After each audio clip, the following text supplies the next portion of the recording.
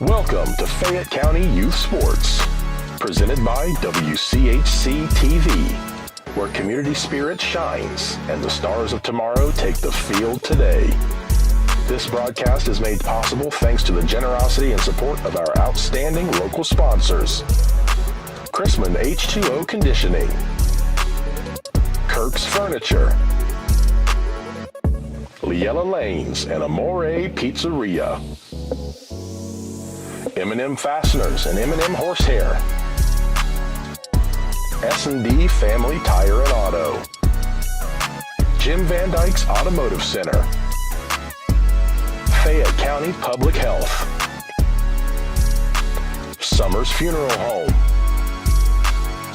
Courthouse Manor and St. Catherine's Manor of Washington Courthouse, Great Oaks Career Campuses, and Epifano McDonald's of Fayette County and Jamestown. Stick around after the game for the Epifano McDonald's Star of the Game Postgame Show. 9, 8, 7, 6, 5, 4, 3, 2, 1, 0.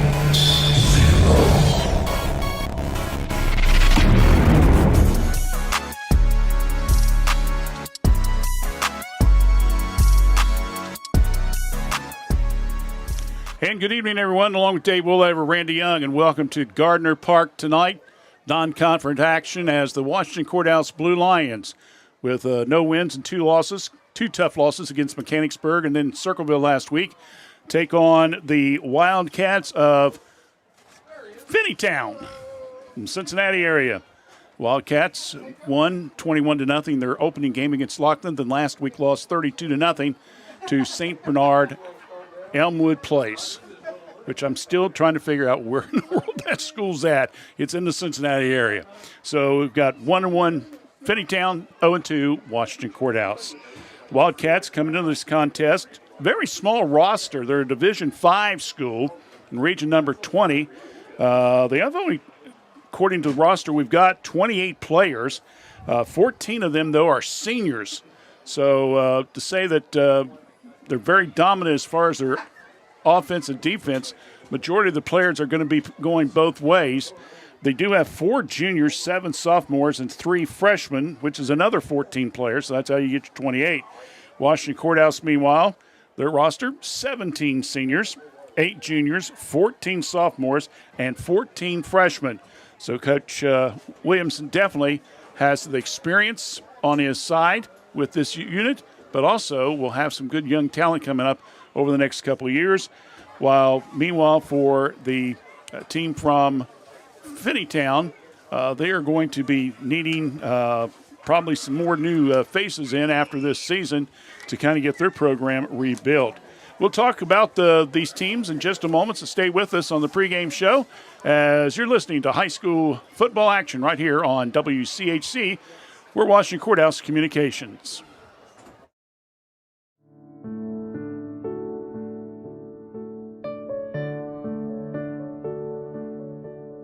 As you plan your elective surgeries, remember that the best rehabilitation is right here locally at Courthouse Manor and St. Catherine's Manor of Washington Courthouse. With physical, occupational, and speech therapy 7 days a week, our teams can get you back to enjoying life.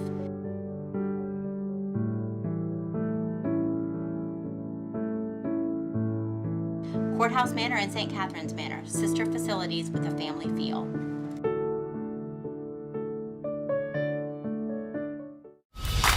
Every journey is unique.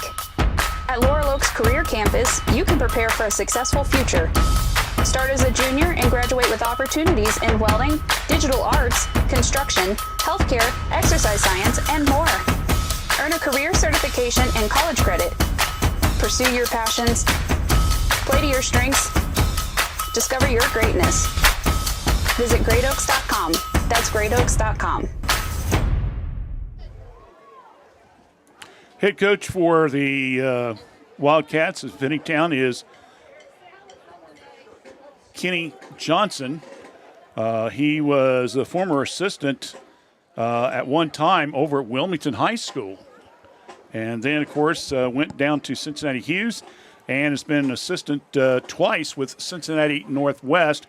He takes over for Tatum Ragland, who left after his third year, which had a 1-9 record, and took in a job with Cincinnati Moeller. So he left town, and Mr. Johnson took over. As I mentioned, it was 21-0 over Lockman the 2 weeks ago. That game was kind of marred, though, with an off-field skirmish between the two teams. Lockman tried to run the ball back, and things got a little bit heated between the two teams with about 2 minutes left in the first half.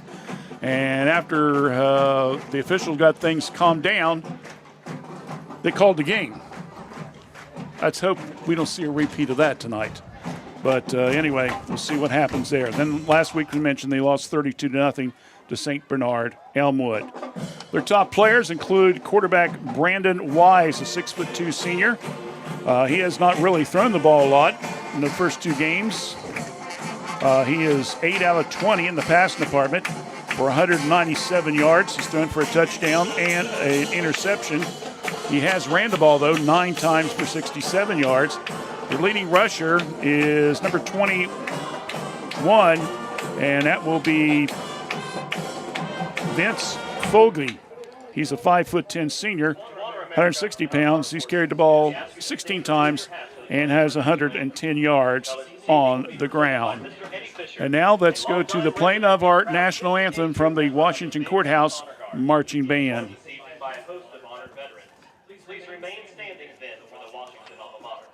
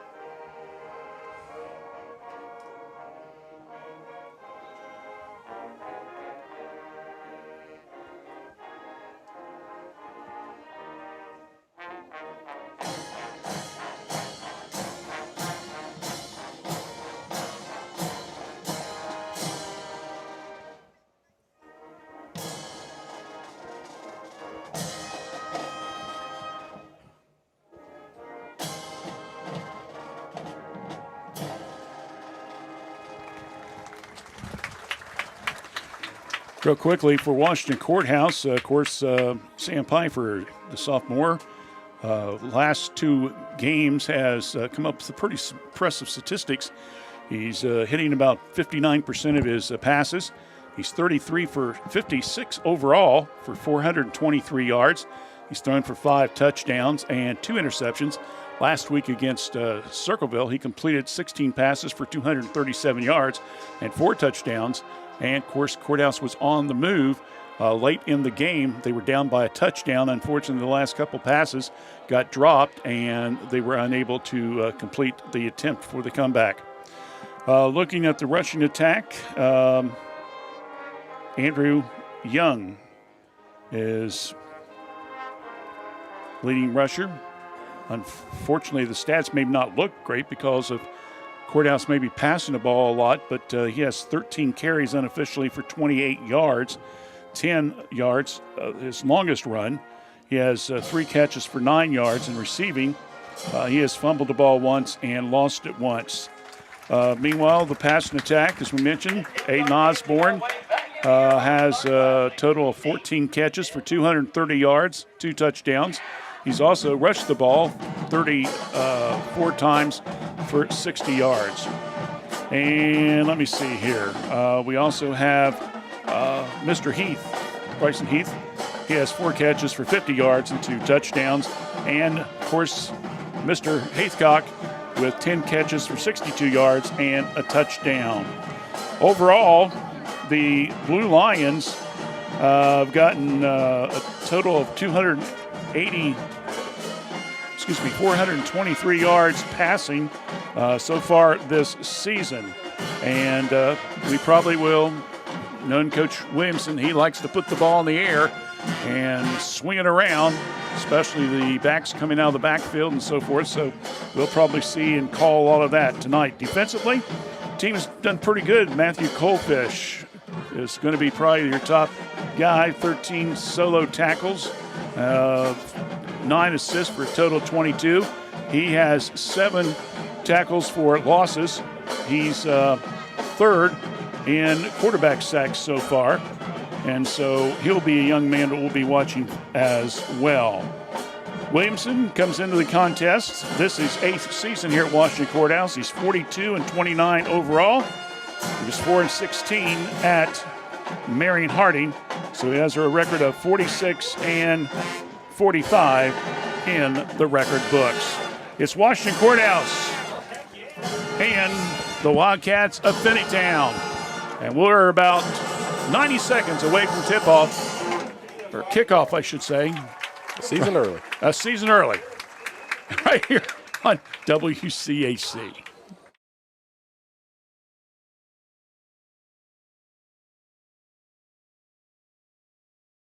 Fayette County, Ohio Public Health reminds you that the annual Glow Walk is Saturday, September 6th, starting at 7 p.m. at Tony's Welding and Fabrication Stadium at Miami Trace High School. Gates open at 6:30 p.m. This awareness event, sponsored by the Community of Hope Fayette County Suicide Prevention Coalition, will feature information from local agencies, including mental health resources and suicide prevention awareness. It's a night of awareness, connection, and support. The annual Glow Walk, Saturday, September 6th, starting at 7 p.m. at Tony's Welding and Fabrication Stadium at Miami Trace High School. S&D Family Tire says thank you for your business. Thanks to you, S&D has moved to our new location at 1195 State Route 22 Southwest Washington Courthouse, right in front of the Fayette County Fairgrounds. You'll find top brand name tires like Bridgestone and Cooper. Steve and his staff can offer you an impressive selection of premium wheels and tires for your vehicle. S&D Family Tires offers mountain tires for $12, bouncing tires $12. They also offer preventive maintenance, rotation, alignment, and more. We'll keep you rolling. Call for an appointment or stop by. S&D Family Tires, now at 1195 State Route 22 Southwest, Washington Courthouse.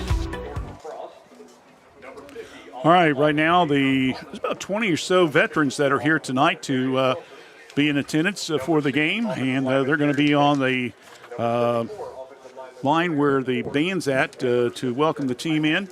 So Dave will have a camera on that.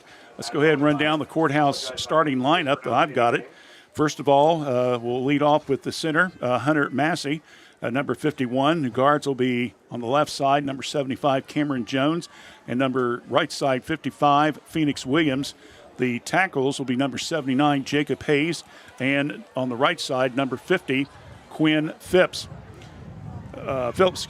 In the backfield, of course, Sam Pfeiffer, number 2, will be your quarterback. Halfback will be number 25, Andrew Young. Your flanker will be number 1 tonight, Aiden Osborne. He'll be in one of those special uniforms that they've got made here for the players, military-wise. And then you also will have at the wide back, number 7, Jackson Everhart. Your wide receivers, number 11, Bryson Heath.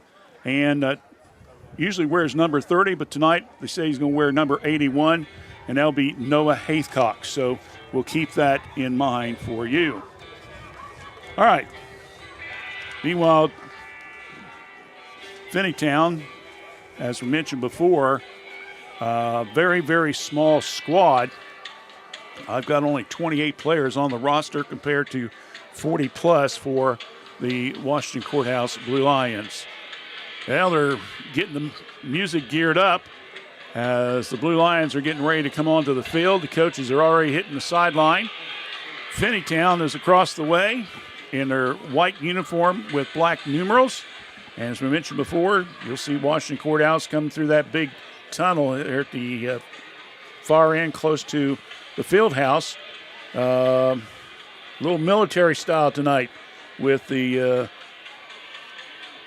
camouflage. And we're waiting for them to come out. And here they come as they come out to play their second home game of the season. Of course, lost to Mechanicsburg week number 1. Blue Lions will be home now for 3 consecutive games, go on the road, and then come back here for homecoming on October the 3rd, I believe the date is. And we'll be doing that game. And then they got Jackson, and then they go on the road for the last 2 games of the season, including the game at Miami Trace. So the Blue Lions are coming up. They got the uniforms on, the military uniforms, as they're just about ready to proceed. And, well, we'll just pick them up and see how they do with the music in the background. And as soon as I say that, they shut the music off. Here they come. Number 4, linebacker Keontae Tyree. Number 5, linebacker Barrett McCracken. Number 6, and Noah Haycock is the one who will come out with the flag. So he gets the honor. So we're just about ready to get this one underway. Lightning Copeland. Number 14, defensive back Trayvon Roberts. Number 17, defensive back Javion Gatewood. Number 18, defensive back Jason Baker. I did not see, unfortunately, the toss, so I'm not sure exactly who will win the toss, but we're going to find out here pretty quick. The Blue Lions are coached by Mr. Chuck Williamson. So Chuck Williamson, in his 8th season at Washington Courthouse, of course, was here for 6 years. Went to Marion Harding for 2 seasons and came back during the off season. Your officials for tonight. And Referee Rick Bird, umpire Brendan Mullen, line judge Jennifer Blue, head linesman Chad Jenkins, back judge Kenny Krebs, and center judge Jeffrey Jenkins. helping some of the veterans off the field. Nice gesture.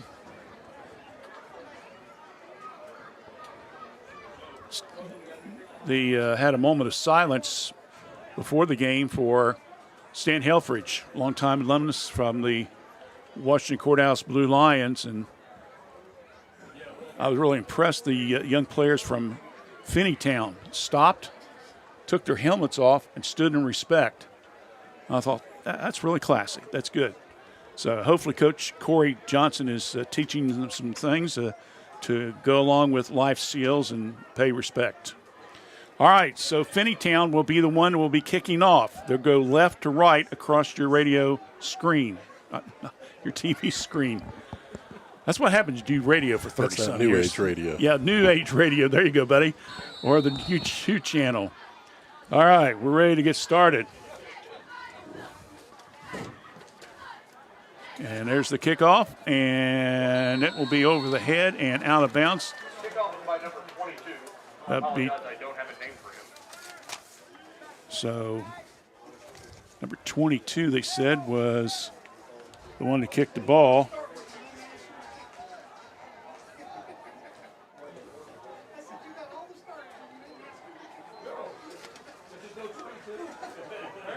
You go by the rosters, and some of the numbers don't always match up, so we'll have to kind of play it by ear here a little bit. But the ball was kicked long and goes to the 20-yard line. That's where the Blue Lions will take over, 1st and 10. I believe it was Fogarty was the one that kicked the ball. Fake handoff, now a delay. Coming around the left side, that's Osborne. Across the 25, down to around the 29-yard line. So Osborne will pick up about 9 yards on the first play of the contest. And Washington Courthouse quickly going with no huddle. You got triplets here on the left side. Pfeiffer, handoff, and they might have lost about a yard on that play.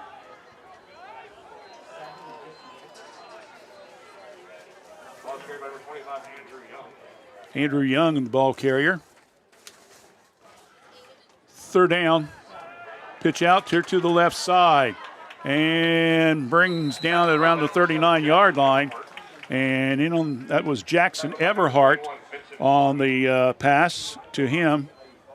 So that will be enough for a passing first down, pickup of 11 on the play to Everhart.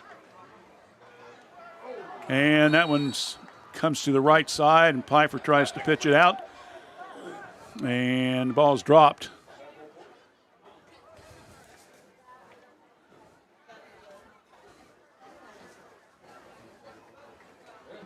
I'll bring up a second down.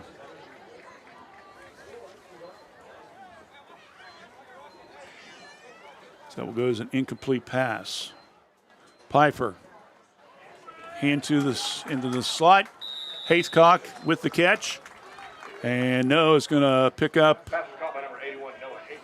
about 8 on the play.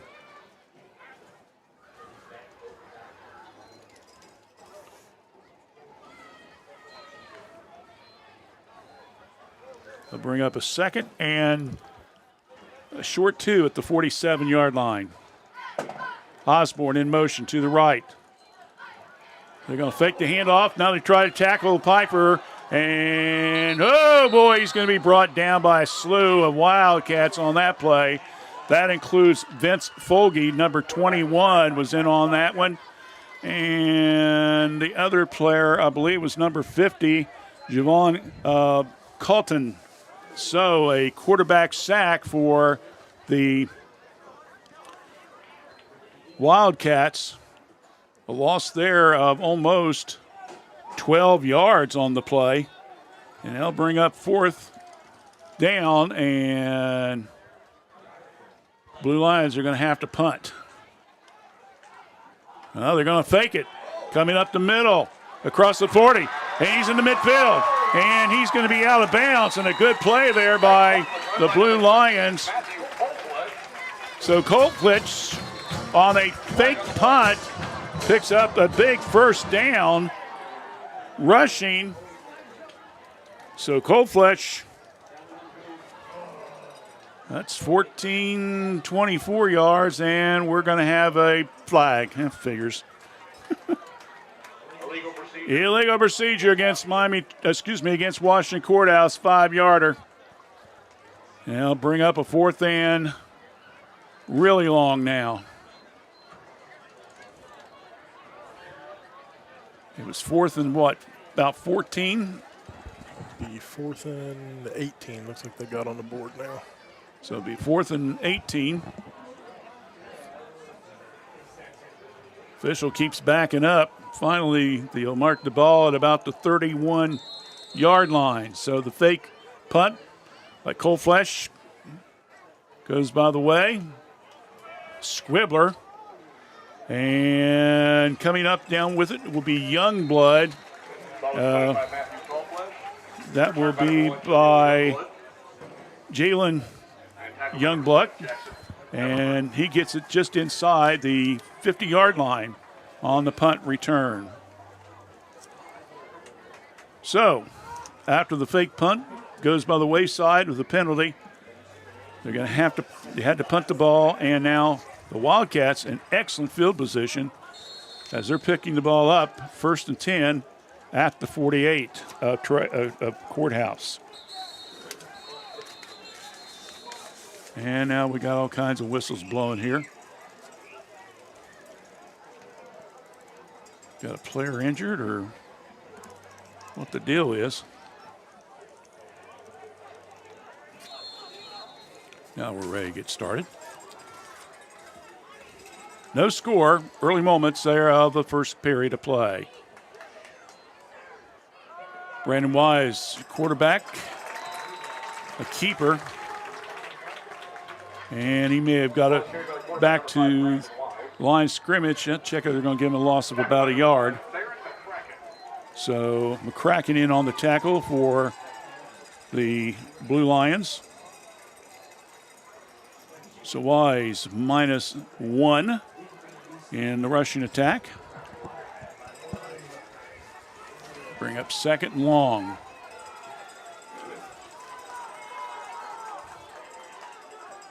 Comes the blitz. Fake handoff. And making some big ground there is Wise again. He got behind the right guard. and gets the ball down to around the 40. So that will be a pickup of 8 yards on the play. So Wise has carried the ball twice, and will bring up a third and a short one.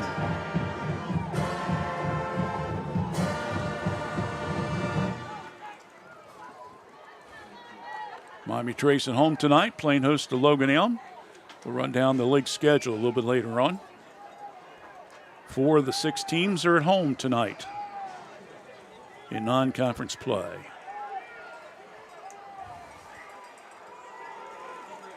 Wise, third carry, big real estate. Gets the left side this time and gets inside the 30-yard line down to around the 28. Pickup of about 13 on the play. So that'll be a first down in favor of the Wildcats.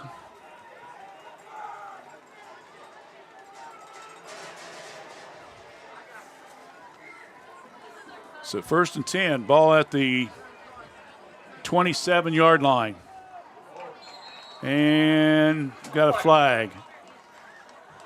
Offsides, it's going to be against Washington Courthouse. So that'll be their second penalty here in the opening moments of this game. 2 penalties, 10 yards.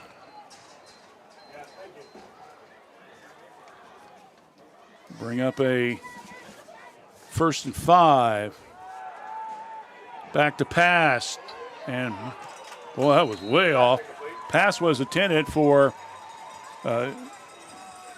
Jalen Youngblood, number 1.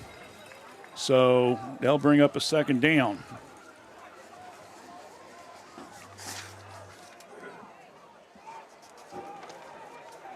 I momentarily pause. I apologize.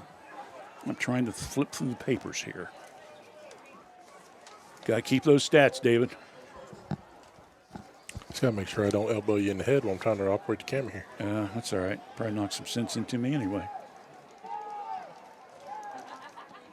2nd and 5 coming up for the Wildcats. Fake handoff. Again, a keeper by the quarterback. That's Wise on the carry. It's his 4th carry of the game. He may have picked up a yard or so on that.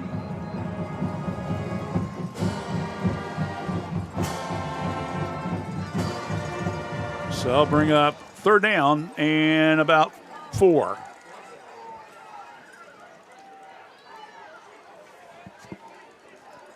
Seven and a half minutes left here in the first period of play.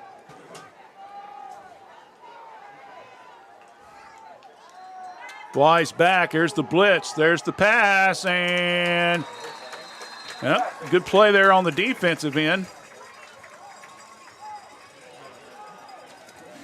And I believe that was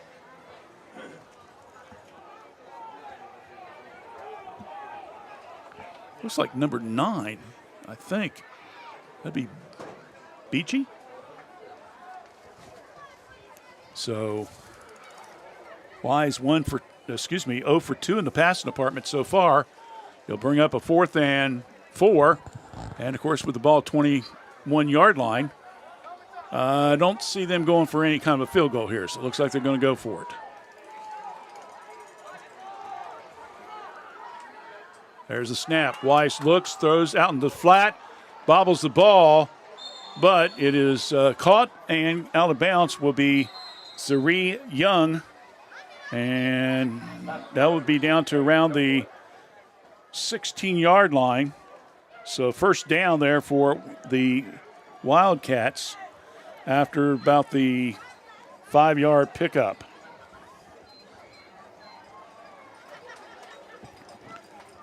Zari Youngblood, one of 2 twins, are playing for Finneytown. Last year, they had an older brother who graduated. So the Youngblood providing the team there for the Wildcat team. 1st and 10. Ball at about the 16-yard line. Handoff. Oh, my goodness. What a hit. And we're going to get a late flag. And that's going to be against the Blue Lions. That's going to be on Trevin Roberts, as he stuck them in good. Ball was fumbled but recovered by number 19. Okay, it was recovered, they said. Okay. No save. That was a clean hit. He lost 2 on the play.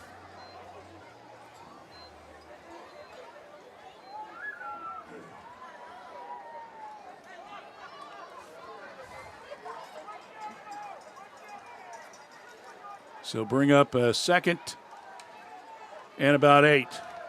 Handoff, and that's Foge.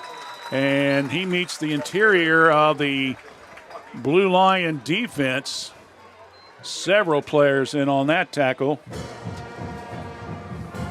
including Miguel Gutera and also Matthew Colflesh.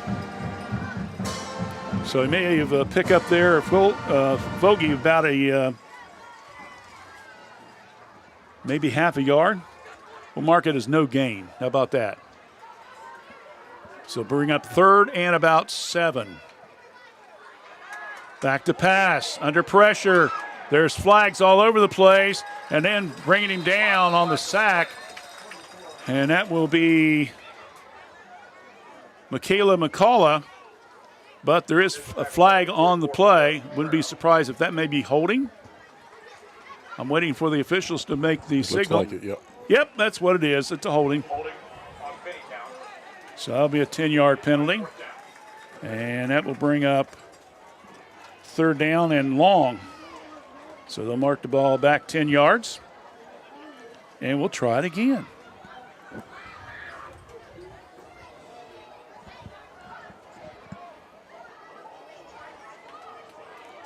So it goes back to the 17-yard line. David, that didn't look like that was a 10-yard mark-off. That looked more like it was a 5-yard mark-off. But whatever. Finneytown's going to call timeout. We'll take a quick one as well. You're watching high school football action here on WCHC.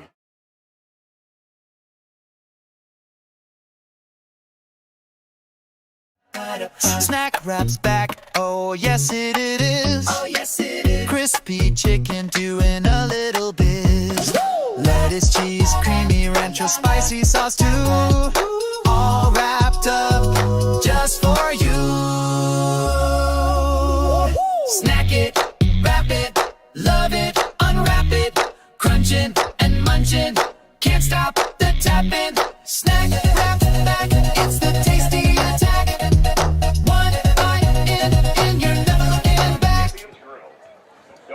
All right, we're back here on a 4th down play after the 5-yard penalty. I don't believe that was a hold. I believe that was illegal use of hands. So that's why it was a 5-yarder. And so now Finneytown is going to try a field goal. So the ball will be put down at around the 24. You had 10 yards for the end zone, so this will be a 34-yard attempt. There's the snap, there's the kick. And a flag. And there's the flag. He made it. Did he not? Yes. So a 34-yard field goal, but again, we do have a flag. False start, looks like. And Coach Williamson says, yeah, we'll take it. Back him up 5 yards.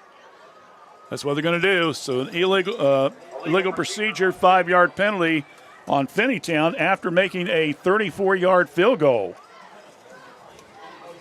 So I believe that was Foge that, well, he got 22 down there, and that's the one we couldn't find out who the number is. All right. Jacob Steele's going to hold it. So whoever number 22 is going to kick the field goal. And this time it's blocked, and the young man picks it up. And so the field goal is blocked by number 22. And that was after a 34-yard I believe the field goal was blocked by number 4. was good. Tyree in on the for the block for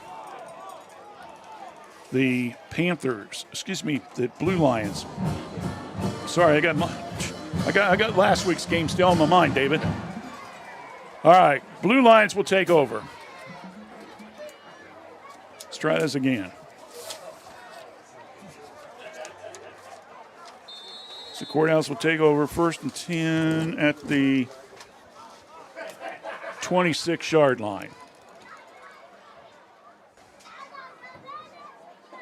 Pfeiffer down the left side. Oh! Almost got it to Haycock. About 2 yards too long.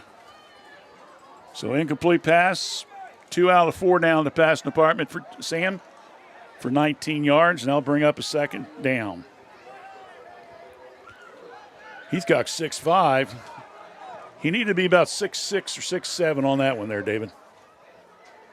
Osborne in motion. Fake the handoff. They go to Young. And he might have picked up a couple yards, not very much. So Young on the carry.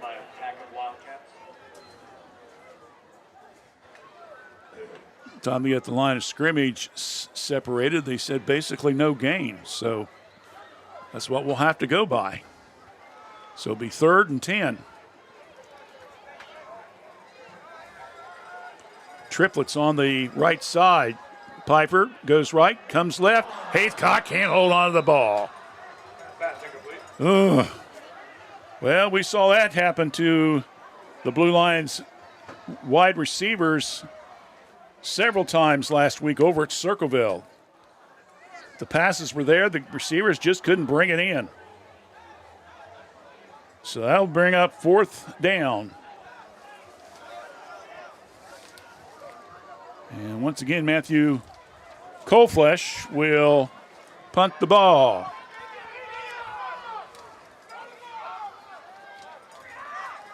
Cordell Slate getting the player in. There's the snap, and now we got a whistle. And Coach Williamson called timeout. Let's see here. Yep, that's what they're going to do. Timeout on the field. Quickly, we'll be back in 30 seconds right here on WCHC. No score between the Blue Lions and Finneytown. My name is Morgan Monroe with M&M Turf Supply. We are a family-owned and operated company founded in 1966. We manufacture and wholesale products for the harness racing industry to tack shops and dealers around the country and internationally. We also carry an extensive line of horsetail hair and mane hair used for show horse extensions as well as other textile applications such as furniture, lighting, art sculptures, and jewelry. We are located in Washington Courthouse, Ohio. You can visit our website at mmhorsehair.com or call us at 740-335-1641. Okay, after the timeout, because of the delay getting the player in, Coleflesh will get ready to punt the ball to Youngblood. High snap. Kicks it with the left foot. Fair catch by Zaire Youngblood. And it will be 1st and 10 for Finneytown right at the 40-yard line. No score here in the first period of play. We have 4:04 left in the first quarter. Our thanks to Kirk's Furniture in New Holland, sponsor this year of the scoreboard. That's important information, David. Oh, yeah. You know what the score is, time left, blah, blah, blah. So let's see what the Wildcats do here on 1st down, their 2nd possession of the game. That first drive, it was either Weiss tossing the ball around or running the ball. Comes the blitz, fake handoff. Weiss keeps it, almost bobbles the ball, but he keeps it, and there will be a sack in the backfield. Looked like the initial tackle by number 44, Miguel Utrera. Utrera again in on the tackle. That's a loss of about 6 yards on the play. So I'll bring up a 2nd and 16.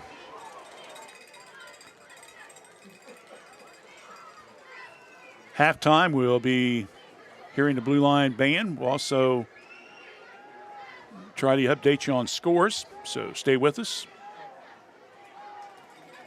Did they get back? Nope.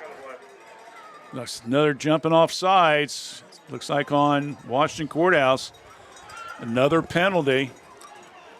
They were dancing on the line today. Well, you ain't kidding. My goodness. 3rd penalty, 15 yards. So now it makes it 2nd and 11.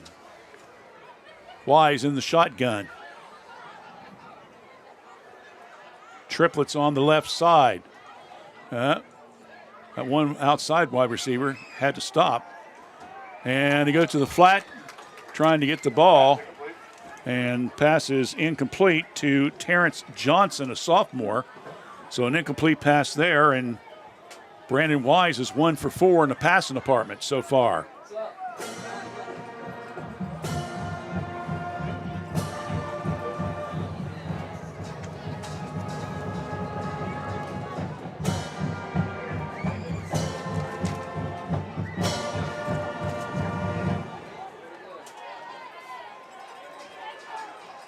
So bring up 3rd and 11.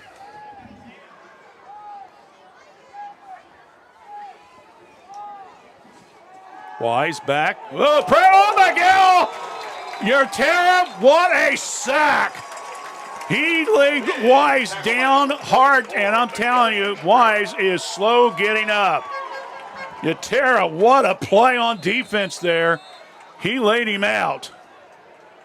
And Wise is very slow getting up, and he's jogging toward the sideline.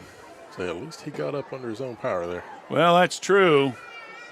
Loss there of about 6 yards. Wise, 4 carries now for a total of net 6 yards. But Miguel Yatera on that defensive end, that's what, 2 sacks tonight and 1 for tackle for loss. He may be early candidate for our Epifano star of the game. He keeps that up.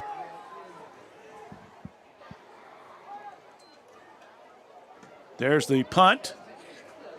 And coming up will be Osborne. And he will get it down to around the 44-yard line. So Blue Lions will take over 1st and 10. They're going to mark it closer to the, 44. The one official marked it with his right foot instead of the left, David. That's why the difference. Well, come on now. It never fails.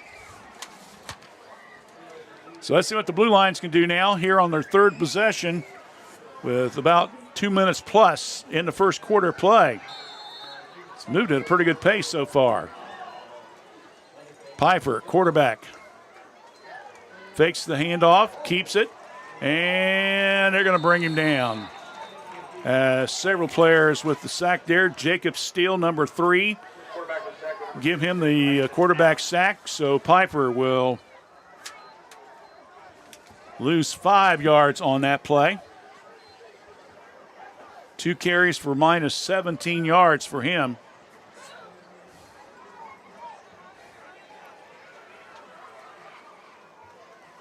Fake handoff down the left side. Osborne, Haycock with the ball, and he is brought inside the 30-yard line. Haycock with a nice catch there. Piper held the ball up enough. So that will bring up a 11, 21, 31, 33-yard pass play from Piper to Haycock. Another first down for the Blue Lions. Piper hands off and around the right side down the middle. And Andrew Young will pick up some real estate there. Steele again on the tackle for the Wildcats.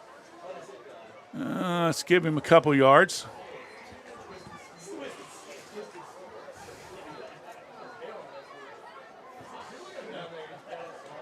2nd and 8.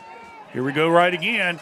Back over to Haycock. Tries a little jiggy move, and he's finally out of bounds at about the 19. But we do have a flag on the play.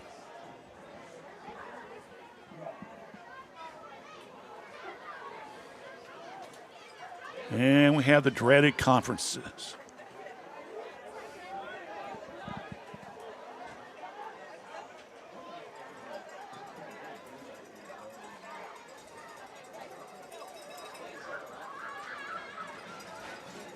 This is a long one. See what they're going to call. They're going to call it against Finneytown. Personal foul. Personal foul on Finneytown. So it will be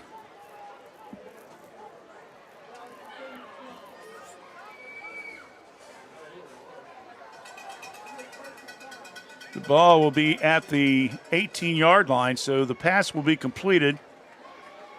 And then they'll mark off the yardage. Due to the personal foul, it's an automatic first down blue line. So it'll be another first down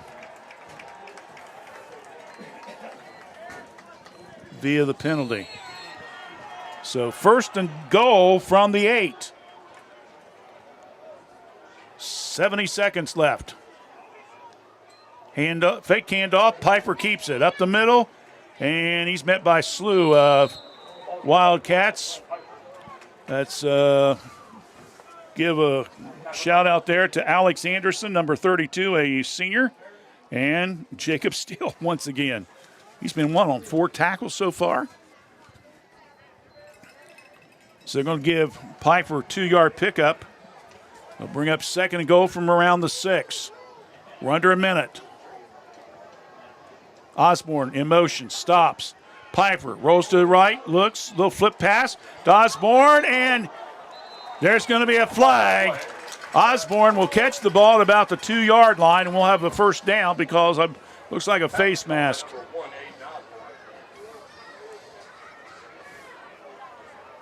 It's a face mask against Finneytown. Personal foul, face mask on Finneytown. So Finneytown will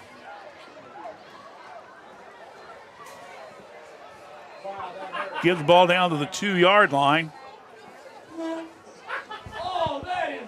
So first down.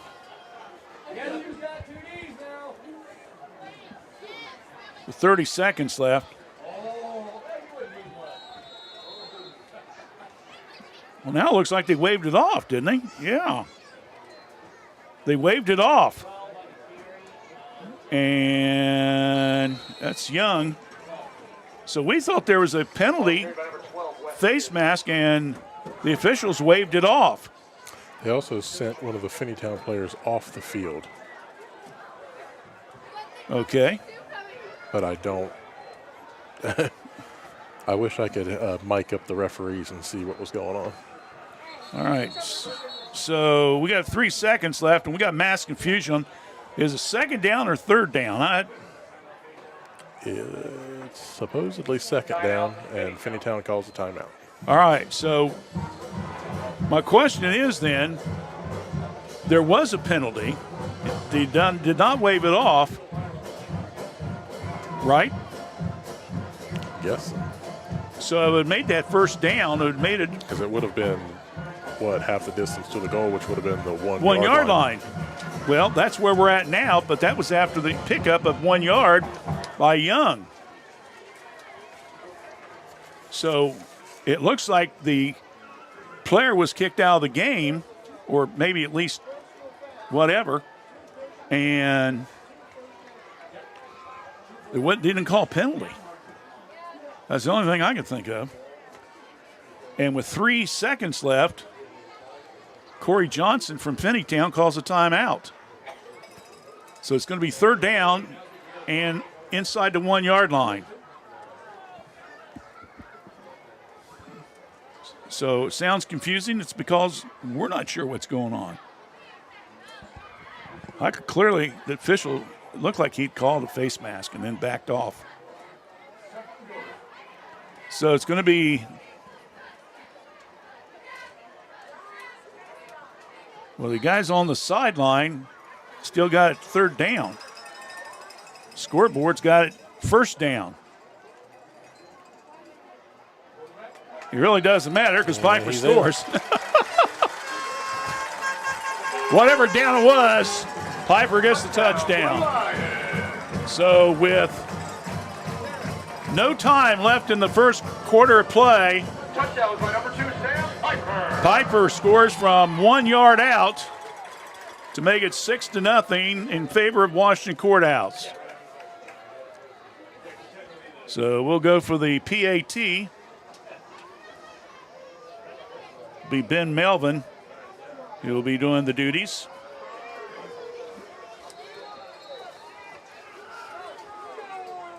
Trevin Roberts will be doing the holding. And we got a late player coming off the sideline. Well, he's set. Snaps. Melvin up. It's good. So Ben Melvin with the PAT, and with the first period over with, Courthouse scores, and our score, it's Washington Courthouse 7, Finneytown nothing. Second quarter play-by-play coming up in a moment right here on WCHC. We're Washington Courthouse Communication. Fayette County, Ohio Public Health reminds you that the annual Glow Walk is Saturday, September 6th, starting at 7 p.m. at Tony's Welding and Fabrication Stadium at Miami Trace High School. Gates open at 6:30 p.m. This awareness event, sponsored by the Community of Hope Fayette County Suicide Prevention Coalition, will feature information from local agencies, including mental health resources and suicide prevention awareness. It's a night of awareness, connection, and support. The annual Glow Walk, Saturday, September 6th, starting at 7 p.m. at Tony's Welding and Fabrication Stadium at Miami Trace High School. All right, we're back here in the second period of play. Sam Piper scoring from 1 yard out. Ben Melvin with the PAT with no time left in the first quarter. And Courthouse is on the scoreboard. And they'll get ready to kick things off here as we begin the second period play.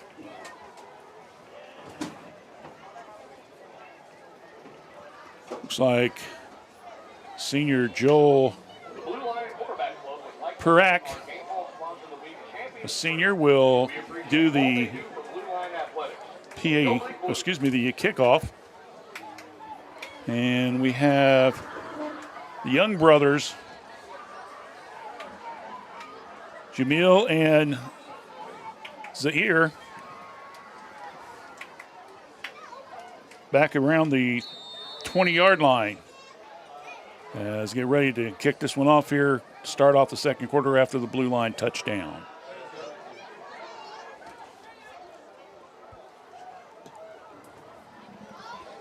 Long kick.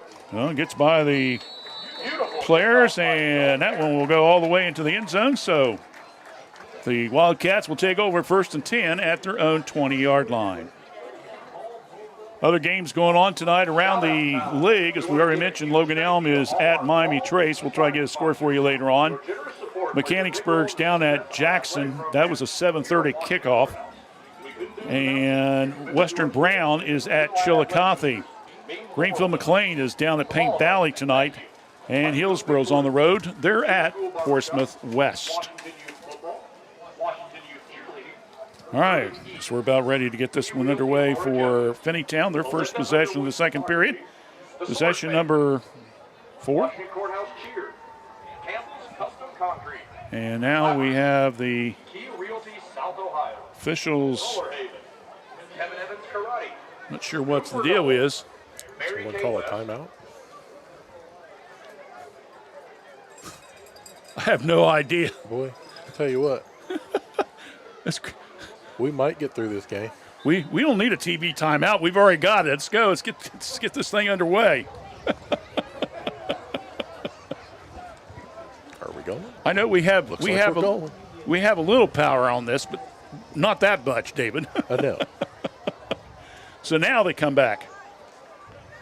So it's 1st and 10, ball at the 20-yard line. Jeez.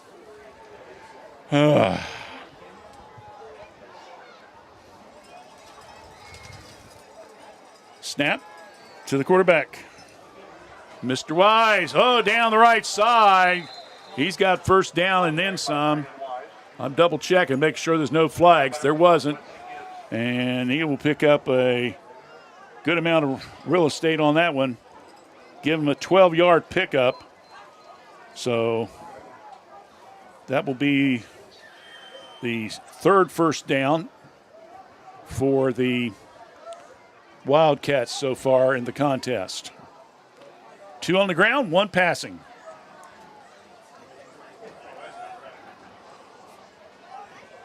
First and 10, ball at the 32-yard line. Wise down the left side. Zaire Youngblood, nice catch. He's in territory, 40, and he gets away from the Blue Lions defense, and finally he's brought down all the way inside the 25-yard line. Finally taken down by number 12, Wesley Gibbs. Wesley Gibbs in on the tackle.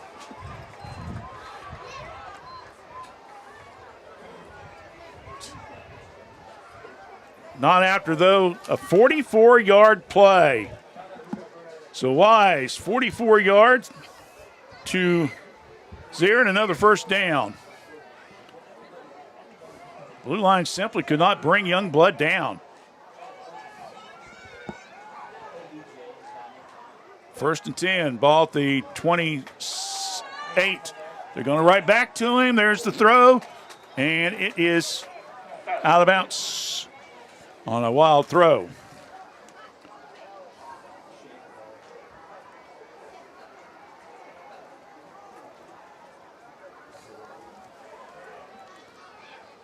Bring up second down. Ball at the 23.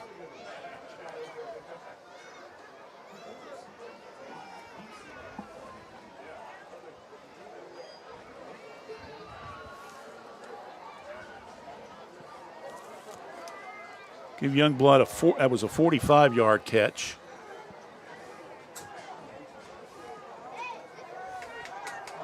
Throw out to the right flat. And this young man is not going to go any place. That being Alex Anderson. So Anderson catch there, a loss of about 5 on the play.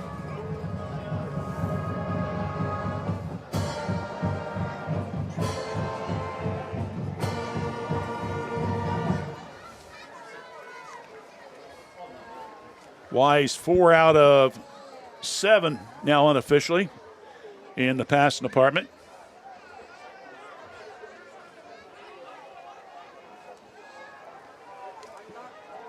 For 59 yards net. Wise back. Nice arm. Again goes to Zier, and ball's knocked loose by Blue Lions defense.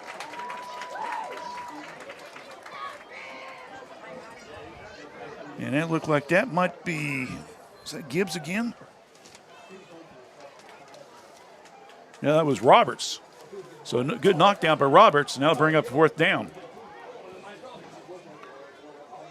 So your coach, Corey Johnson, what are you going to call here? You got the ball. Line of scrimmage is at the 23-yard line. You already had a field goal that was good and then got waved off and then blocked. And now we got a flag in the backfield, defensive-wise. And it's going to be a 5-yard penalty against Finneytown.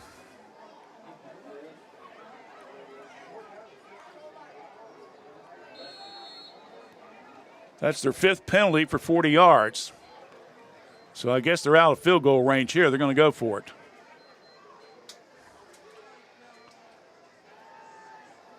Quarterback under pressure, and he's brought down. Bet you can't guess who that was. Mr. McGill Lorente once again, I believe. Big tackle by number 6, Mojo McCullough. Oh, check it. They're going to say that is McCullough that got it. So Mojo is on the tackle. Sorry, I thought it was 44. It was not. McCullough is the one that got the sack. So a loss there of 10 yards on that play.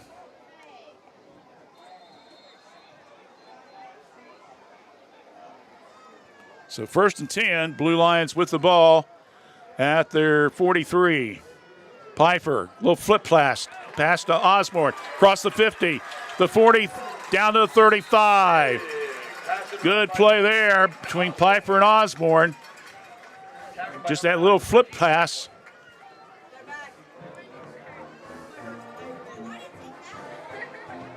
.23-yard pickup for the Blue Lions. 1st down. Handoff, Young.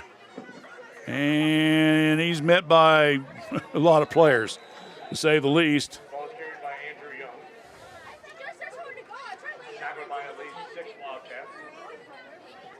They're saying 6 Wildcats in on the tackle. Pickup of about 3 on the play to Young. Pfeiffer again, back. Oh, could beat. Oh, just overthrows his man. That pass was intended on the left side. And I believe that was to Heath.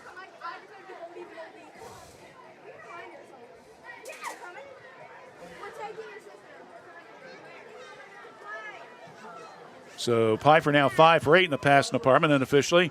Scrambling in the backfield, looks and overthrows the intended receiver.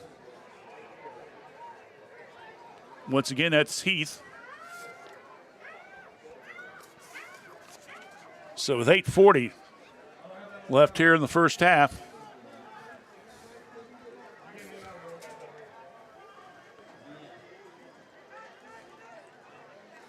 again, Blue Lions stand with that no huddle offense, getting the signals from the sideline. Triplets there on the left side. Pfeiffer rolls to his left, and he's going to try, and he was end up with about a 2-yard loss on the 4th down.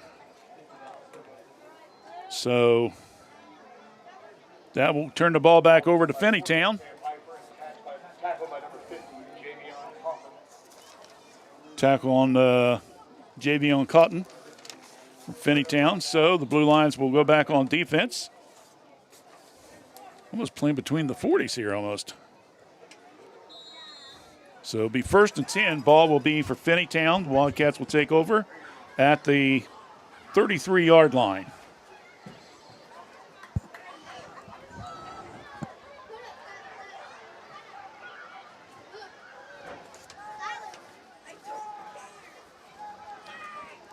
Backs in motion.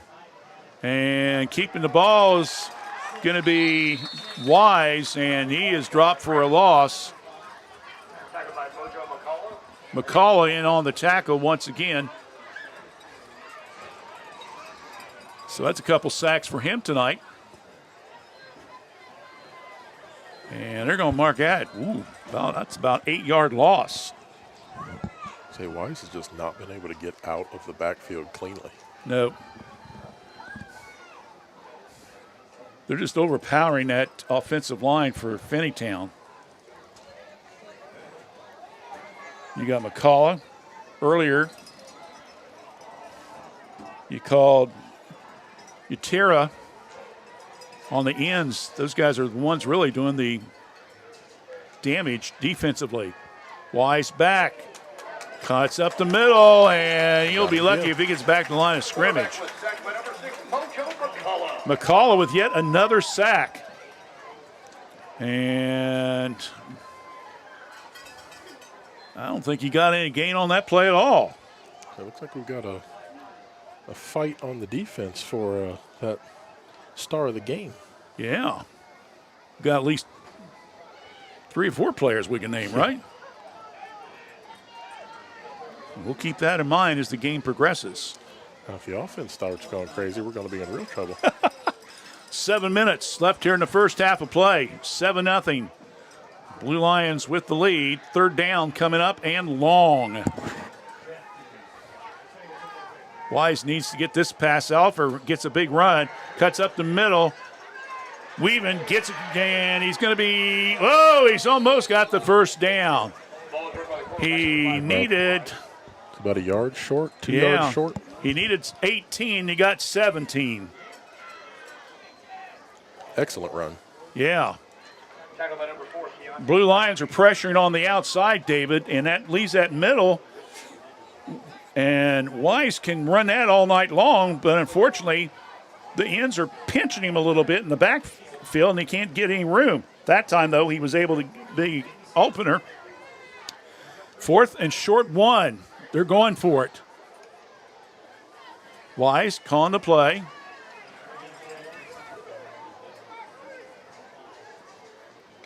There's the snap. It's high. Wise. Weaving, bobbing. Oh, good stop there by Blue Lions. I believe that was McCullough again. It'll be interesting to see what his stats end up for the evening. This defense is incredible right now. So a no gain on the play. Oh, they're going to measure? Come on. Well, that seems a little silly, guy. Got a good vantage point of it from up here. It's not quite there. Well, David says it's a no-go. Now, if they call me a liar, I quit. I'm going home. I think you're good. Because if you go home, I got to go home. Yep, that's a problem for everybody. Better wish what you wish for. Where? They called me a liar. They're going to give it? No, Nope, okay. He's short. He's short. Half a yard. There we go. Blue Lions held him. No gain on the play. Big defensive stop once again for Washington Courthouse. Finneytown did not get the first down, which means turnover on that. First down, Blue Lions. So the Blue Lions will take over. So tell you one thing, I think the defense has really been very impressive here tonight for Washington Courthouse. It'll be interesting to see what they end up stats-wise when this is over with. So Courthouse will take over, 1st and 10, and they're only 42 yards away from hitting pay dirt. Handoff, Young spins down the middle, gets it across the 35, and he's going to be close to the 30, and that's going to be a big first down by Andrew Young. 12-yard pickup there for Washington Courthouse. Good run there by Andrew. Finally got him untracked a little bit. So he can thank the second guy that hit him because he knocked him forward about 4 yards. So first down, Washington Courthouse. Fumble on the play, picked up, and off to the races. And this one could be a long one. It is. He's in there. There's a flag, though. Hold on. Flag on the play. That fumble would have been about a 69-yard return, but I believe that's going to get called back.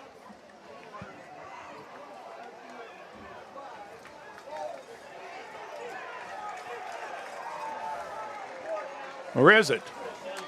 Yep, they got it. They're going to say it's a touchdown. Decline, touchdown, Caleb Williams and the Finneytown Wildcats. So Finneytown will get a 69-yard fumble recovery return. And I think that was, I'm thinking it's number 3, Jacob Steele, that recovered it and ran it back 69 yards. So, after we just talked about the defense, Finneytown comes up with a big one. Alex Anderson will get ready to kick the PAT. That will tie this game up with 5:18 left here in the second period.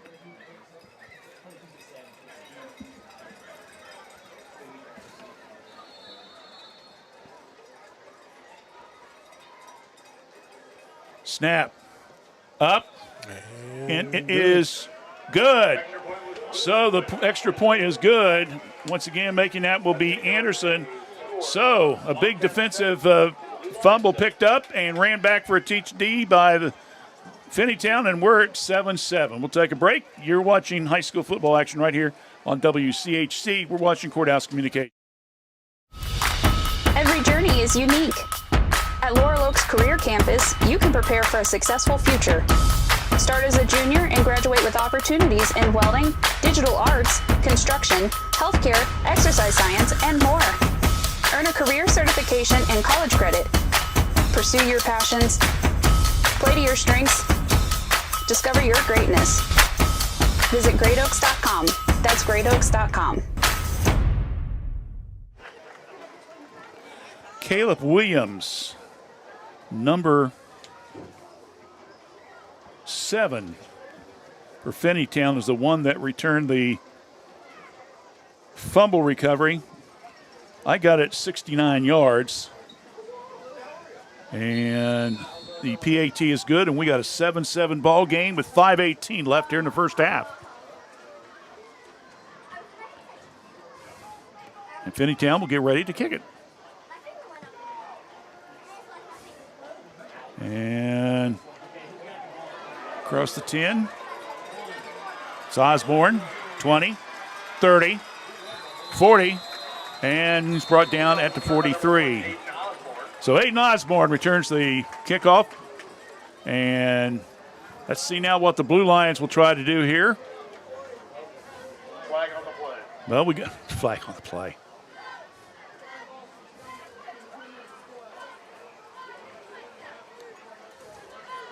So we're watching the official here, see what the call is going to be.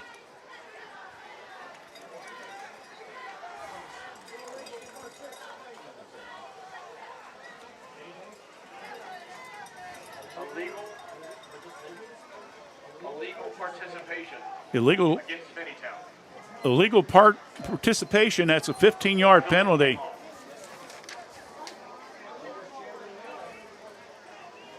So that will put the ball in Finneytown territory, and the Blue Lions take over 1st and 10 to 42. So after a big 15-yard penalty there. Piper, nice rifle pass over the middle to Osborne. He's across the 30, and that's going to be more than enough for a first down. So a 12-yard pickup. Pass is caught by number 1, Aiden Osborne. Tackle by number 7, Caleb Williams, and number 1, Jaleel Youngwood. So 1st and 10. Enough for a Blue Line first down. 1st and down, 28-yard line. Handoff. Young spins. Several players bring him down for Finneytown. In on the tackle there was Landon Adams, number 56. Landon Adams. So I'll bring up 2nd and a long 9. So we'll give Young at least a yard on that one. Just because I'm generous and he's got my last name. So I guess I'm allowed to do that, David. Piper out into the flat. And not going anywhere. Goes to Osborne, I believe. And he lost maybe a yard on that play.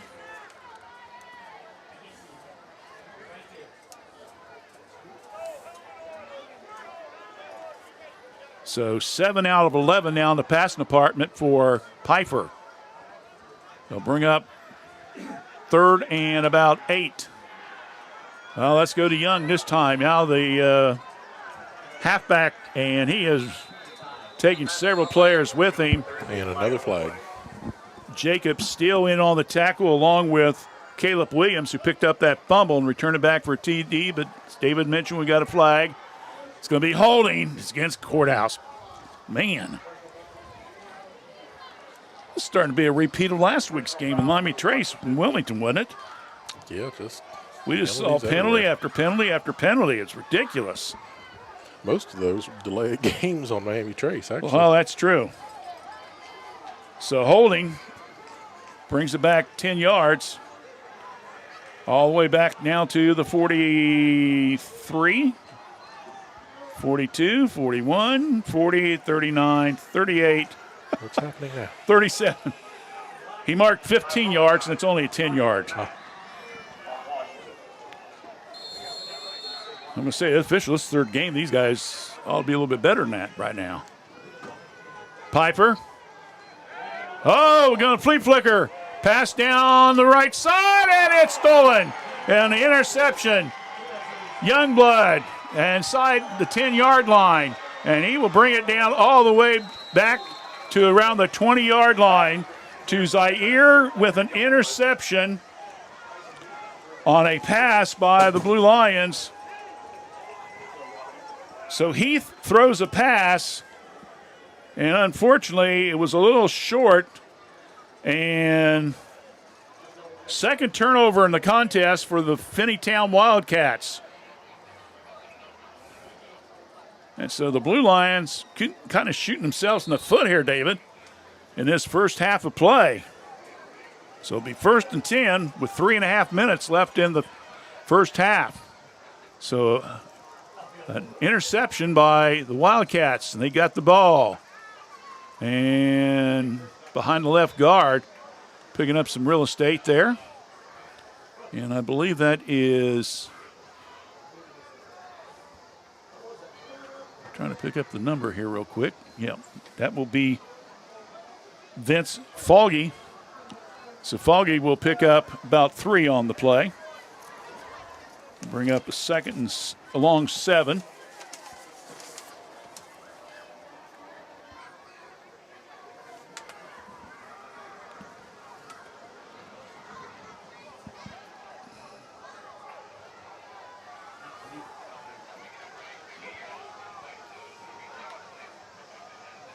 Handoff again. Tripped at the line.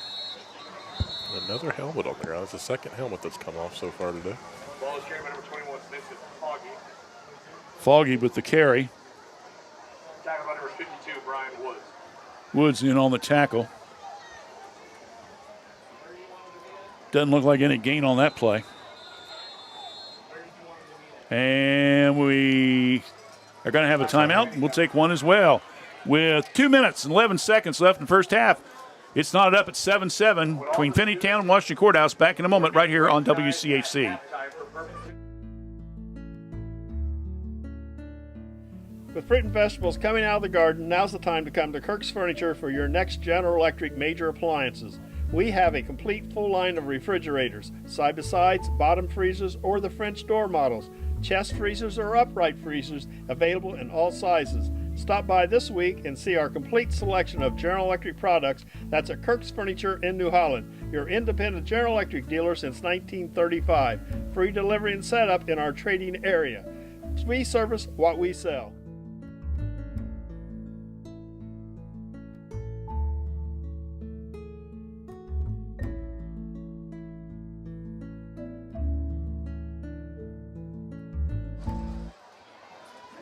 Back here at Gardner Park, 7-7 ball game.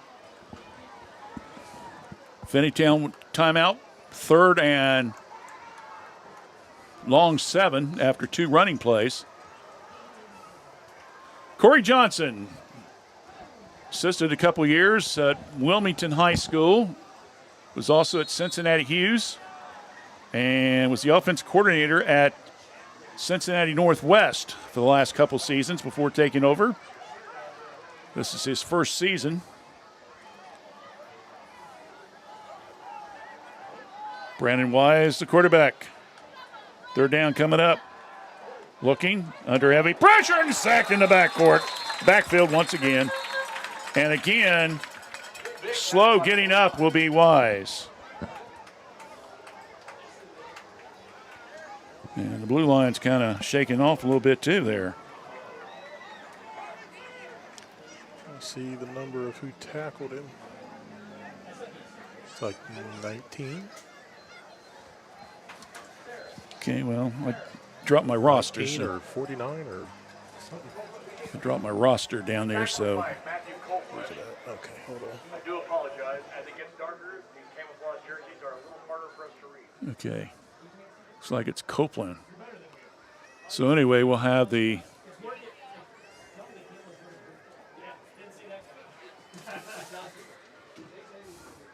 Thank you, David. Appreciate it, buddy.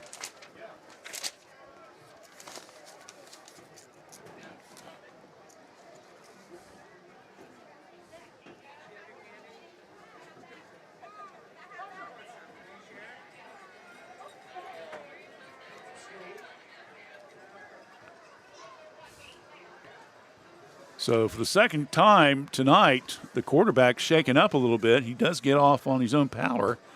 But Finneytown will have to punt the ball with 2:05, 4th and long.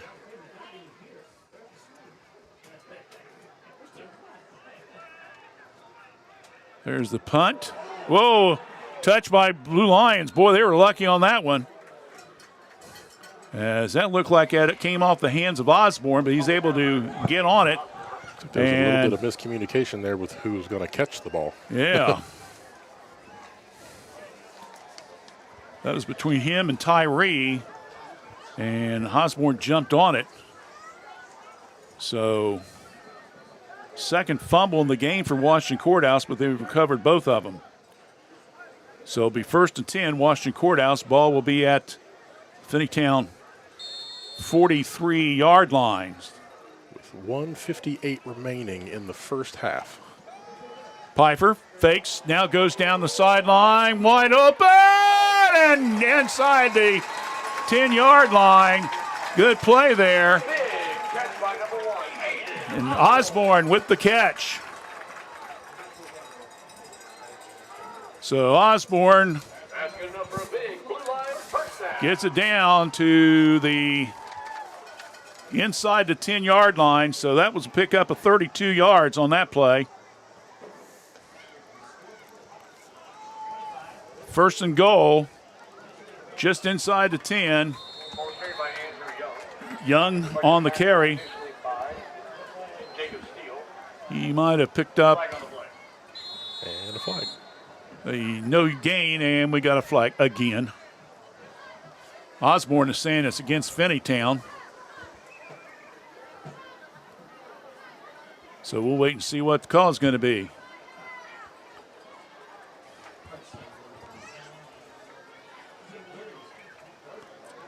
I don't know. They're talking to the Finneytown folks. Now it's going to be a personal foul. So that'll be we got the ball to the 8, so it's a 5-yard penalty on Finneytown. Personal foul.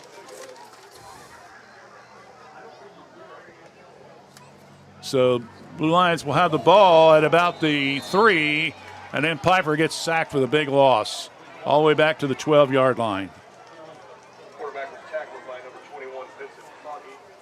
Foggy in on the tackle there for the Finneytown team. Well, Courthouse is going to have to get a moving on here. They're under a minute. They haven't called any timeouts yet.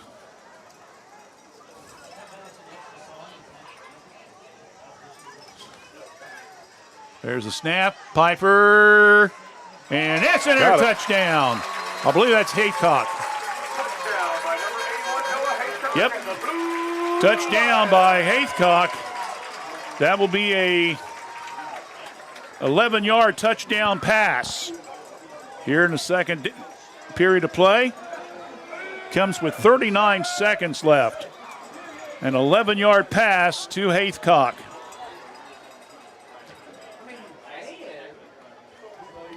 So we'll have Ben Melvin get ready to kick the PAT. High snap. They get it, and nope, that was short. So the PAT is no good. So with under a minute here in the first half of play, our score now, it's Washington Courthouse 13, Finneytown 7. You're listening to high school football here on WCHC. We're Washington Courthouse Communication. In the spring of 1991, my parents established the Summers Funeral Home to provide thoughtful, caring, and respectful services to families who are in pain from the loss of a loved one.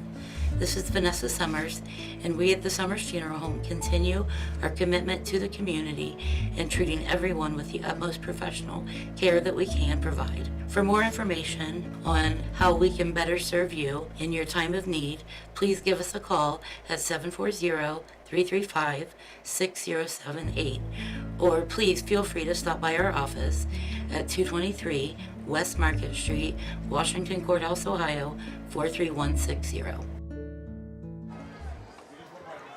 All right, we're back here at Gardner Park. So an 11-yard pass from Piper to Haithcock, and puts the Blue Lions up 13-7.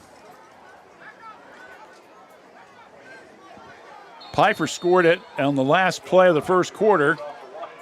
Then Williams returned a fumble, 69 yards, and now the 11-yard touchdown to Haithcock with 39 seconds left in the first half of play.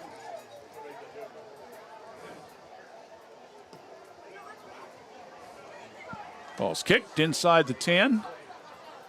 Youngblood, now they try the reverse.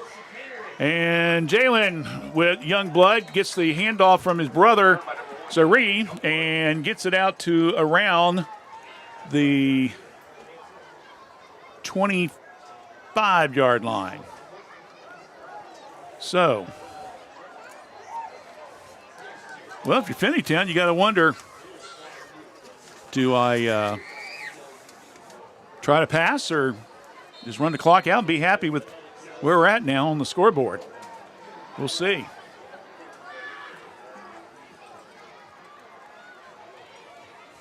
Brandon Wise, 5 for 8 unofficially, but he's been sacked at least 4 times so far.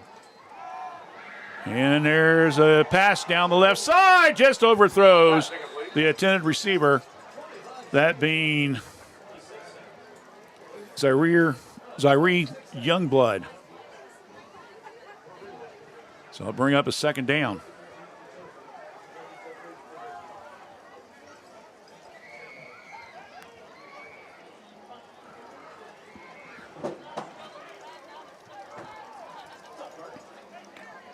We'll say one thing.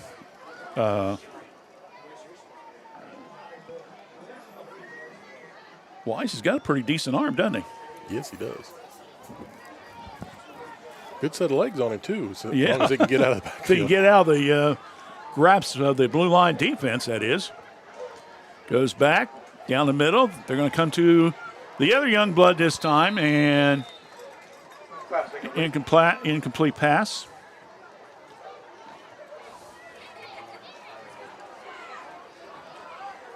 Unofficially 5 for 11 in the passing department.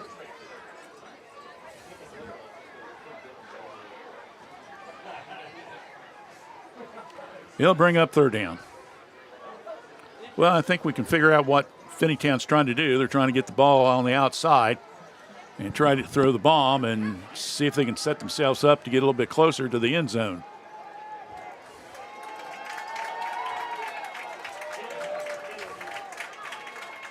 Wise, he's going to run it. Comes to the left side, and he will get tackled just short of the 30. Maybe picks up about 3 yards. Down to 14 seconds. And 4th and long, and we're going to have looks like a timeout. Yes. We'll just keep it right here. Next week's busy. A lot of volleyball action. Thursday night, we'll have Greenfield at Miami Trace in FAC action. And then a week from tomorrow, doubleheader action for you. Washington Courthouse girls volleyball team is hosting a tri-meet. They'll play host to Ross Southeastern and Greenview.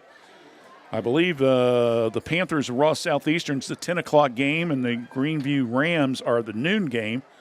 So we'll go on the air. We'll take a break and then come back again. Next week, Blue Lions are home against Granville.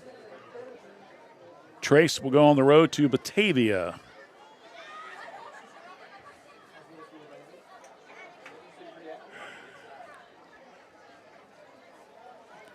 So with 4th down, Finneytown will punt. As long as we get all the players on there. The number 22, the guy we don't have name for. And this one is going to be out of bounds. Osborne will let it go on out. And they're going to say it went out at around the Finneytown 39. With 6 seconds left. All right, so now what are you going to do? Let's take a knee, air it, run it.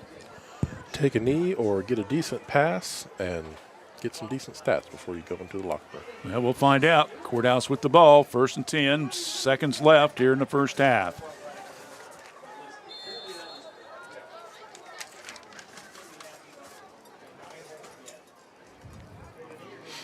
Triplets on the right, passing the flat to Heath. And he will get to around the 50. And that will be a pickup of about 11. And I believe that may have ended the first half. Let's see. Yep, and it is. So Courthouse will pick up yet another first down on the 11-yard pass to Heath, and that will end our first half of action. So with that, our score at halftime, it is Washington Courthouse 13, Finneytown 7. Coming up, our halftime entertainment with the Blue Line Bands and so much more. So stay with us right here on WCHC. We're Washington Courthouse Communications. Jim Van Dyke's Automotive Center has been a part of serving the automotive needs of Fayette County and the surrounding area since 2001. From tune-ups, brakes, oil changes, heating and air conditioning systems, engines, and more, Jim Van Dyke's can work on all models, both foreign and domestic. Our goal at Jim Van Dyke's is to provide superior quality automotive service and repair in a friendly environment and in a timely manner while building a trusting friendship. You can stop by the shop at 2247 U.S. Route 22 Southwest, Washington Courthouse, or call 740-335-2000. That's 740-335-2000, or set up an appointment on their website at jimvandyke.com.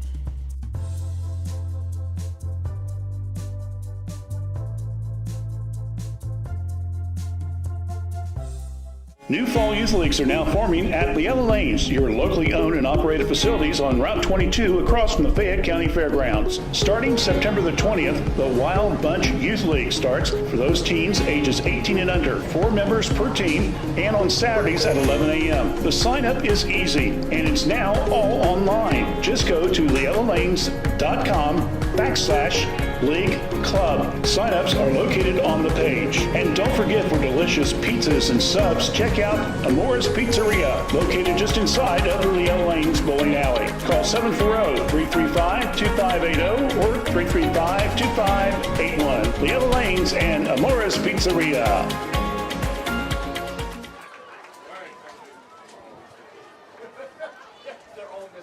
Back here at halftime, our score is 13-7 in favor of the Washington Courthouse Blue Lions. And we will review some scores and more in just a few minutes. But let's now go down on the field and pick up the Blue Line Band.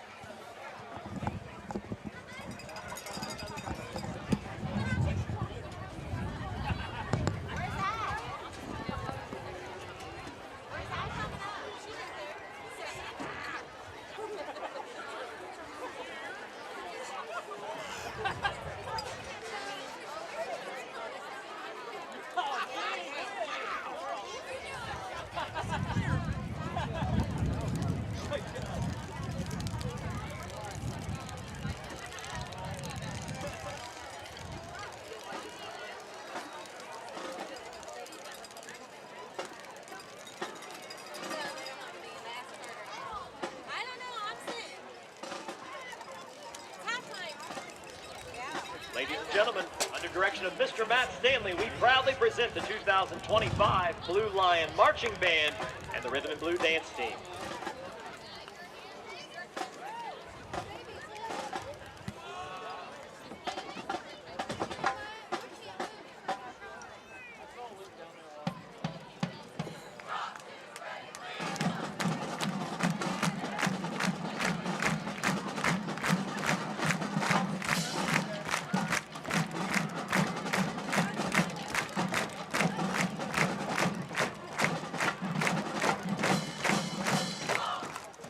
Tonight we pay tribute to one of the world's most iconic rockers of all time, the late John Michael Ozzy Osbourne. From the 1970 Black Sabbath album, here's our rendition of both Paranoid and Iron Man.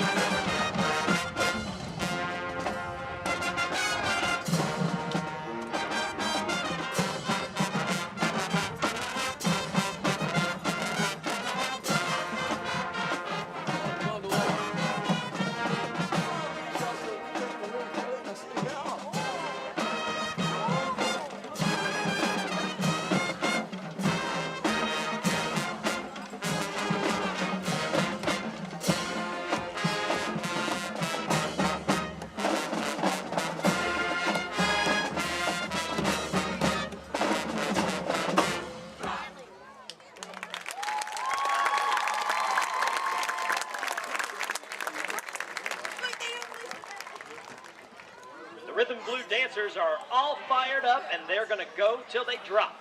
It's Ozzy's I Don't Want to Stop.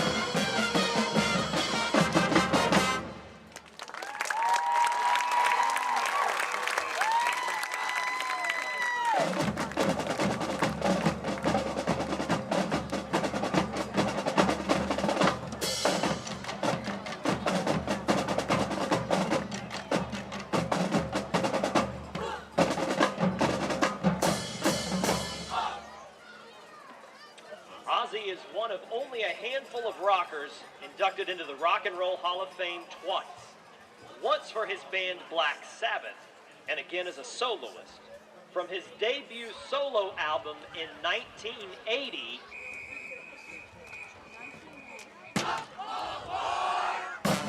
Crazy Train!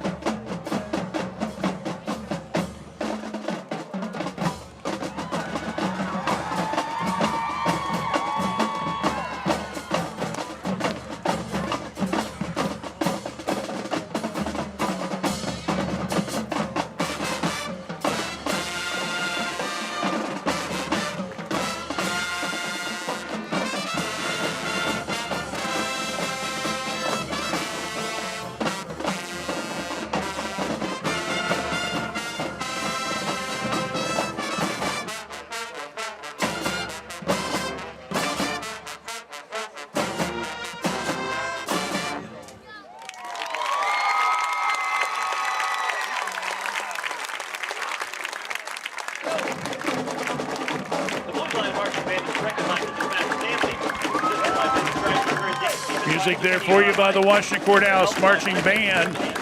And a halftime show has putting on a pretty good performance there. Let me see here real quickly, update you on a couple area scores from around the area. Miami Trace was leading Logan Elm 7-6 late second quarter. Paint Valley was up at the half over Greenfield 22-19. And Willersburg and Jackson were tied at 7-7. That's also in the second period of play. No report on the Hillsboro-Portsmouth West game. And, of course, here was Courthouse leading 13-7 over the Finneytown team. So I believe that's all it scores from right now. From around the area, Hamilton Township was beating Independence 14-0. Circleville and Westfall are tied at 21-21. Uniota was beating Waverly 35-0. Gallia Academy was leading Mount Pleasant 21-0. Fairfield Christian was leading East Clinton 33-0. And let me see here, what else? Mechanicsburg over Clark Southeastern 26-0. Ben Logan over Urbana 24-2. That ain't right. That should be 24-0. Liberty Union was leading 29-15. And my scribbling, I can't tell who they were beating, but they're ahead. I'm sorry, folks. Let me see here. Amanda Clear Creek was leading Zane Trace 19-0.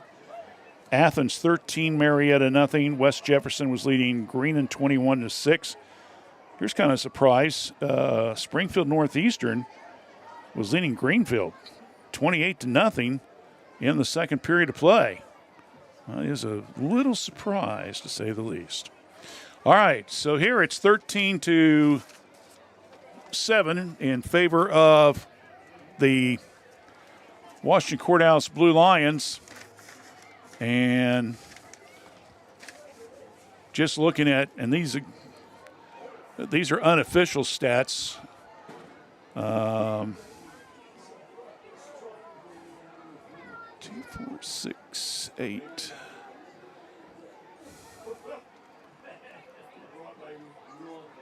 I've got Pfeiffer unofficially 9 for 13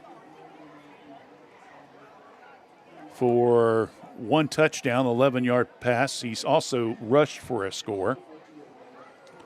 Osborne is 3 catches unofficially for 53 yards. Haithcock, as we mentioned, has 4 catches, 19, 52, at least 60 yards right there. So, again, those are unofficial. Rushing, Young, let me see here, 2, 4, 6, 7, and 15, 17, 16 yards. He did have a big first down run there in the second quarter. Penalties, 4 penalties unofficially for 25 yards. Trace has fumbled the ball twice, but they have recovered. They have 2 first downs via the ground and 1 on the passing game. Finneytown, Brandon Wise unofficially 5 for 11. In the passing department, have him unofficially for 75 yards. He also has rushed the ball a total 2, 4, 6, 8, 10, 11 times. And he has a total of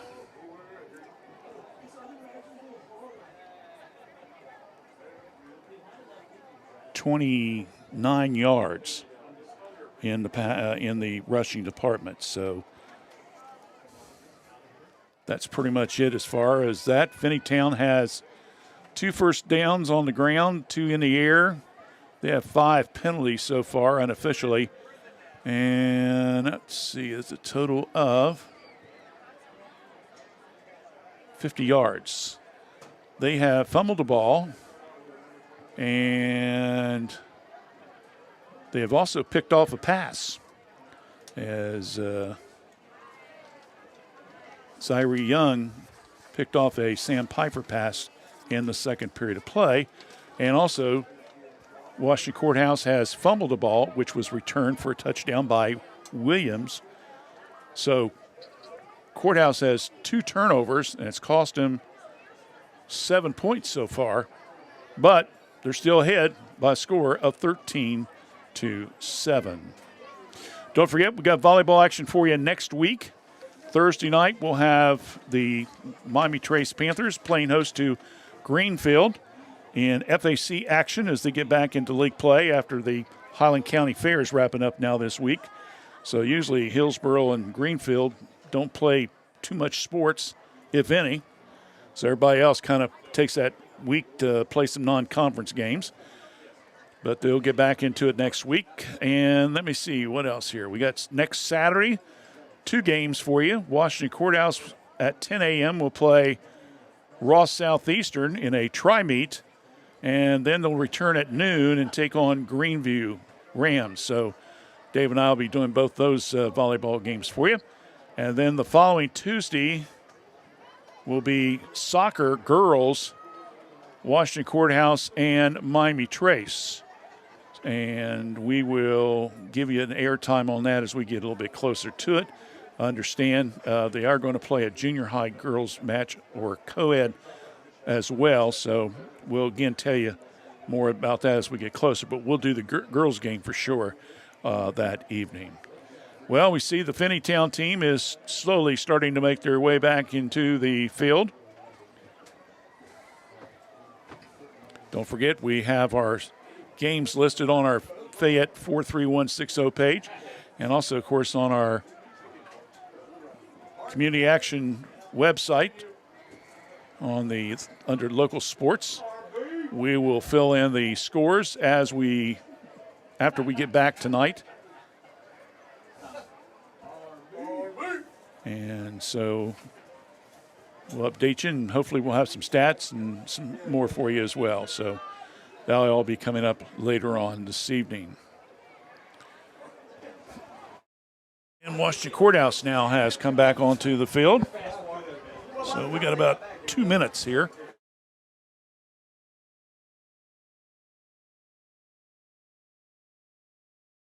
Take a break. Give me a chance not have to talk so much. So we'll take a break. We'll be back second half, play-by-play in just a moment. Our score at halftime, it's Washington Courthouse 13, Finneytown 7. You're listening to high school football action, part of the Fayette County Youth Sports coverage on WCHC. We're Washington Courthouse Communication.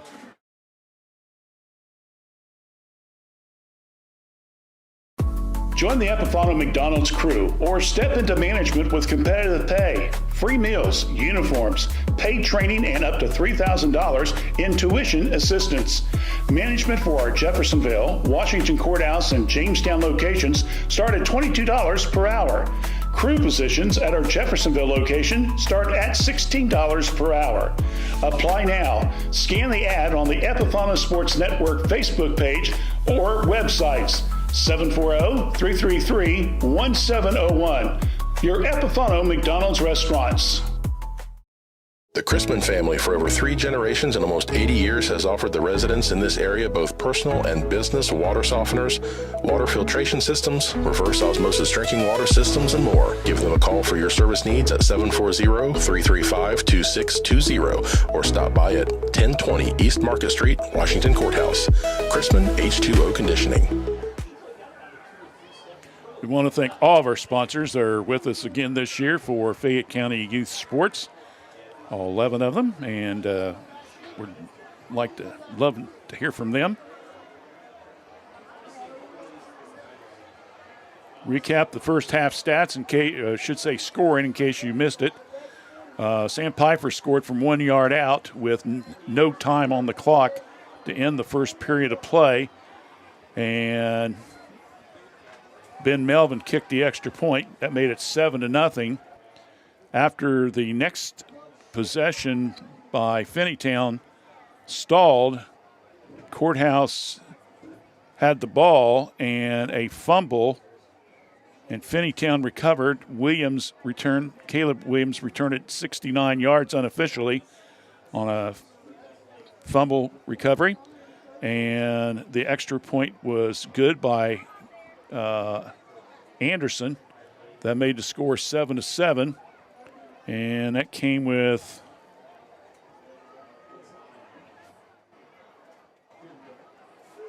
about 8 minutes, I believe it was, in the second period of play.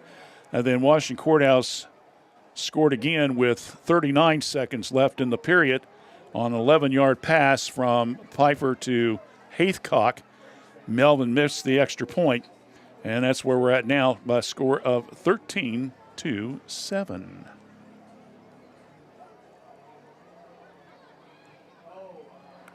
Scarecrow Festival's coming up in a couple weeks. Later on this coming week, we'll be talking to some of the officials from the Scarecrow Festival on our FYI program. So be watching for that. I believe we're taping that on Wednesday afternoon, so we'll probably have it on the air Thursday, if not earlier. And I'll update you on all the things that are going on as far as what's happening at the Scarecrow Festival this year. FYI presented by, of course, our friends at the Summers Funeral Home, longtime sponsors, over 6+ years with us on WCHC Facebook. Well, the final moments are ticking off. We thought we had less than a minute, and then they reset the clocks again. And I never really understood that, David. I mean, you only had one band. Everybody came out with couple minutes left before halftime in, yet they seem to want to reset the clock again. They've done weirder things today. Yeah. You got that, my friend. That pretty much nails it down. It's been a weird night. All right, now I think we're almost ready to go. Last 20-some seconds ticking off. So 13-7, Blue Lions with the lead. And again, two big turnovers. A fumble recovery. It was returned for a touchdown and an interception. And that's kind of kept Finneytown in this game. Blue Lions also have hurt themselves with a couple penalties. But I'll tell you, defensively wise, they have done a job and a half on the quarterback for Finneytown, Brandon Wise. We had what? Yatera with 2 or 3 sacks. The Swedish Fish, Joel Perek. McCullough has a couple sacks. It's like everybody forgot what side of the field they were supposed to be on. Now we got to change. Chalk that one up on the list tonight. Man. We're going to be here till midnight by this rate. Well, I'm off tomorrow, so it doesn't matter, I guess. Oh, yeah. I can sleep in.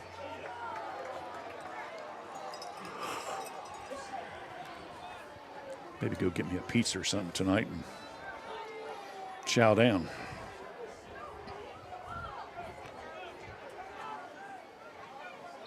Or go through McDonald's with the snack attack. All right, we're ready to get this one started here in the third period of play. And this one will be short.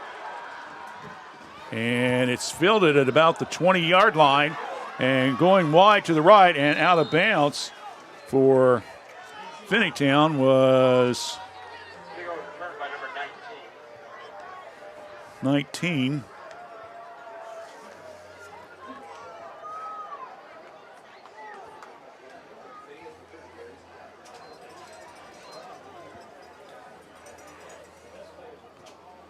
Engler, I believe it is. I got a feeling we're going to end up having to turn the lights on eventually. It's getting dark in here. Beautiful night for football. 1st and 10, ball at the 36-yard line for Finneytown. Quarterback keeper comes to the left side, and he may have lost a yard or two.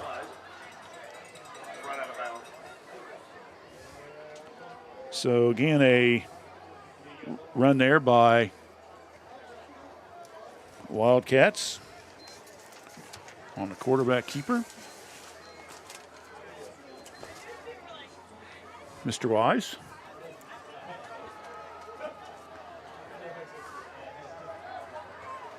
Loss of a yard. Bring up 2nd and 11. At the 35.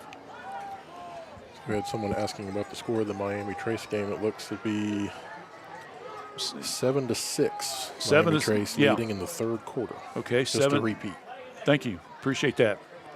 We'll try to keep you up the best we can on the scores. Youngblood with the catch. 5-yard pickup. And 14, Trevin Roberts. Flag on the play. Well, of course. No flag. Nope, they're going to wave it off. Never mind. Thank you very much.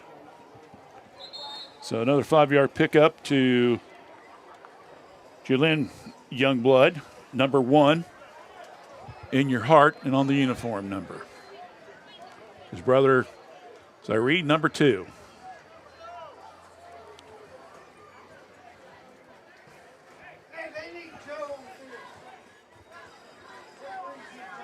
Not sure what's going on now. The officials are pointing up toward the stands, talking to Coach Williamson.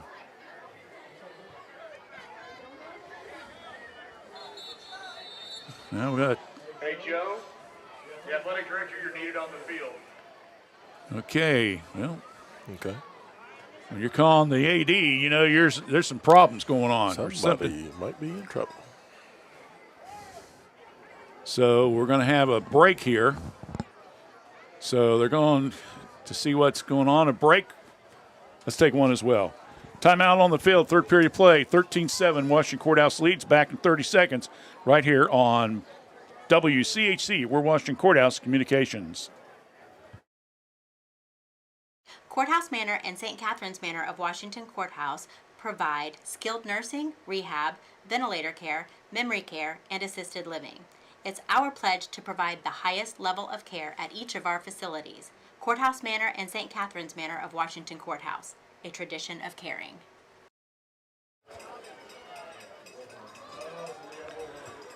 Well, I'm not sure what's going on, but Joe Kimmy, the athletic director, will sure take care of it, David. And we're back to action. 3rd coming up, and about short 6.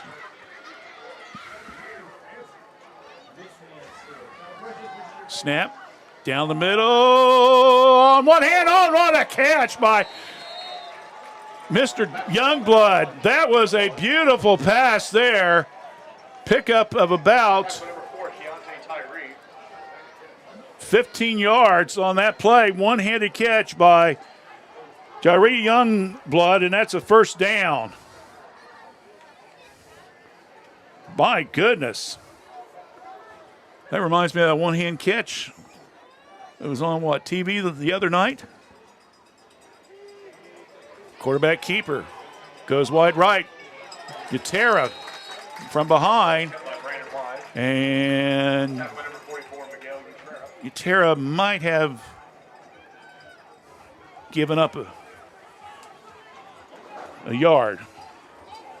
So pick up a yard on play. 2nd 9.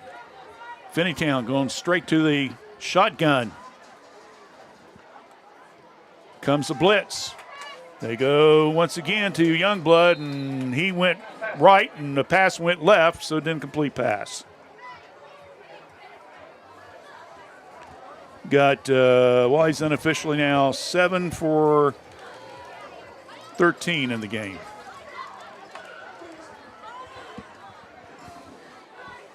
No interceptions. 3rd and 9 coming up for the Wildcats of Finneytown, who's hanging in there. Down 13-7 to the Washington Courthouse Blue Lions with about 10.5 minutes left here in the 3rd.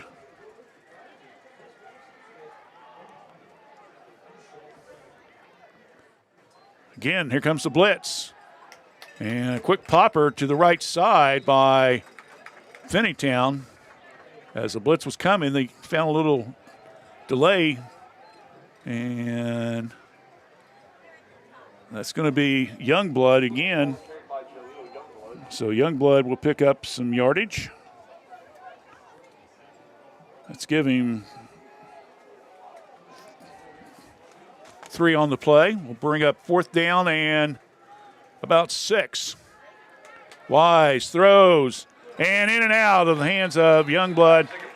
Good defensive play there by Washington Courthouse.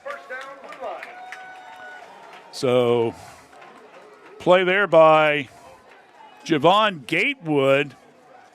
Just hit him at the right time to get his hands in there to make the pass go incomplete. It's a good defensive play. And with that, after the good defensive play by Gatewood, Blue Lions will take over 1st and 10 at the 35-yard line. Are we blessed by greatness tonight? The legend. Pfeiffer back. Down the sideline, there it goes. He's a 40, 30, 20, 15, 10, 5, touchdown. Is there any flags? I don't see any. Aiden Osborne, a 65-yard touchdown throw from Pfeiffer.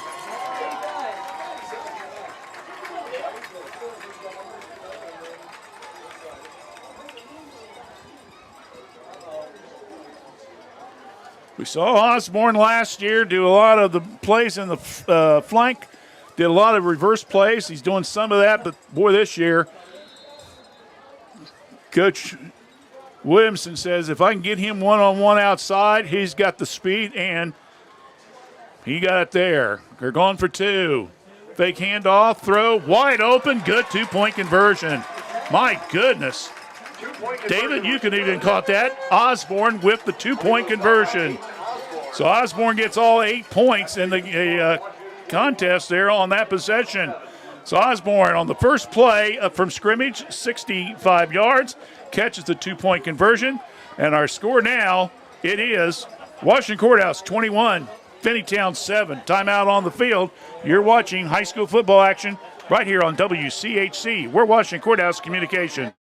Fayette County, Ohio Public Health reminds you that the annual Glow Walk is Saturday, September 6th, starting at 7 p.m. at Tony's Welding and Fabrication Stadium at Miami Trace High School. Gates open at 6:30 p.m. This awareness event, sponsored by the Community of Hope Fayette County Suicide Prevention Coalition, will feature information from local agencies, including mental health resources and suicide prevention awareness. It's a night of awareness, connection, and support. The annual Glow Walk, Saturday, September 6th, starting at 7 p.m. at Tony's Welding and Fabrication Stadium at Miami Trace High School. Courthouse getting ready to kick it off. And again, it's a short one. And spin move. Oh, my goodness. Number 19 gets laid out. Covered by a pride alliance. Well, somebody tells me different. I'm going to say that's Eldridge. Yeah, he's down on the And sideline. whatever it is, he's hurt. At about the 39-yard line as he got laid out by several Blue Lion defenders.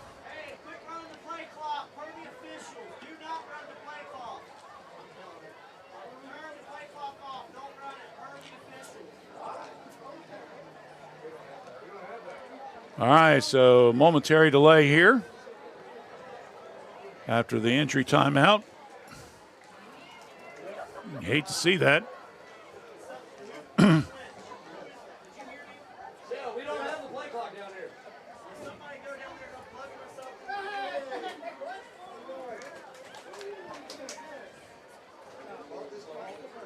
I'm not sure what's going on here as far as up in the press box here. Talking about a time clock. They're talking about the play clocks for some reason, and I'm not sure why. I don't know. I'm just here to broadcast the game. So they're attending to the young man. Again, he's shaken up. We're going to take a quick break. Timeout on the field. Courthouse up 21-7 over Finneytown. You're watching high school football action right here on WCHC.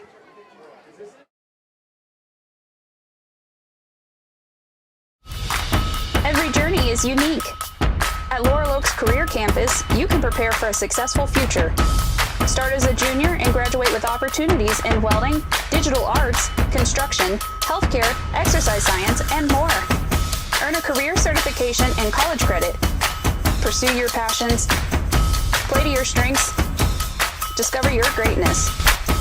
Visit greatoaks.com. That's greatoaks.com. S&D Family Tire says thank you for your business. Thanks to you, S&D has moved to our new location at 1195 State Route 22 Southwest Washington Courthouse, right in front of the Fayette County Fairgrounds. You'll find top brand name tires like Bridgestone and Cooper. Steve and his staff can offer you an impressive selection of premium wheels and tires for your vehicle. S&D Family Tires offers mounted tires for $12, bouncing tires $12. They also offer preventive maintenance, rotation, alignment, and more. We'll keep you rolling. Call for an appointment or stop by. S&D Family Tires, now at 1195 State Route 22 Southwest, Washington Courthouse. Well, the young player from Finneytown is at least sitting up right now. He's down here below us. So we're in the homestand press box. He got hammered by the blue line defense. And right now you got about 3 or 4 assistants. Score updates. Okay, we had Paint Valley up Greenfield 22-19 at half. And Portsmouth West is now taking the lead of 28-21 in the third. Jackson 7-7 at the half. And it's still Trace 7, Logan Elm 6. Start of the fourth period. Thank you, Dave, for those score updates. Pass those along to you. So the young man is going to be walking gingerly with maybe a little assistance by one of the coaches. So after that momentary delay, then you start thinking, you're Finneytown, and you just give up a score, then your man comes down and gets hurt. And now all of a sudden you're kind of sitting around or standing around for about 5 minutes or so trying to figure out, well, is he okay? Is he all right? And then you got worry about, okay, we got to get our head together and get back on the field and play ball. So it can be a very disturbing thing, especially when someone's hurt like that. So we'll see how they respond. 1st and 10, ball will be at the 39-yard line. High snap over the quarterback's head, and he's going to have to get on it and recover back at around the 30. Looks like they're going to mark it around the 31, 32. Now check it. That's going to even be further back than that. It's going to be back around the 26. So that's going to be a 13-yard loss on the fumble.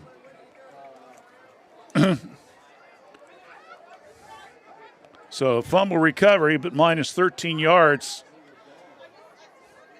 And I'll bring up 2nd and forever. Flips out now to the right side, and we got a flag. And that will be Youngblood.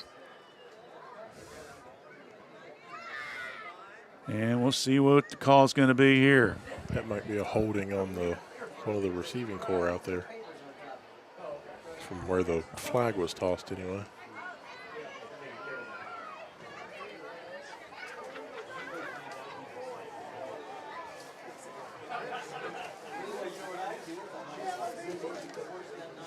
Now we're waiting on the officials to confer.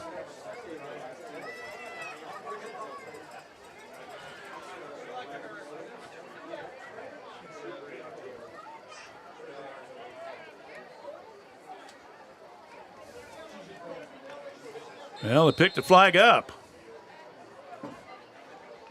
I'm just at a loss tonight. Now, this is the second time tonight they've picked the flag up after calling the penalty. That's ridiculous. So it's third down.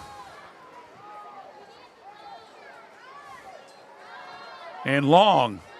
And there goes the quarterback spinning, bobbing. And he might got to about the 33, 34-yard line.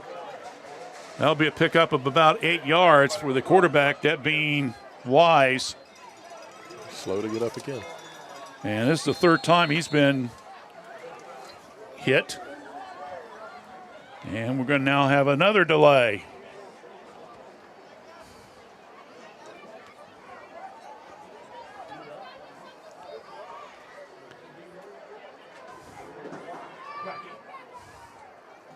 So Brandon Wise, the quarterback, shaken up a little bit. And he's going to head to the bench with a fourth down coming up. I'd assume they will go ahead and punt the ball.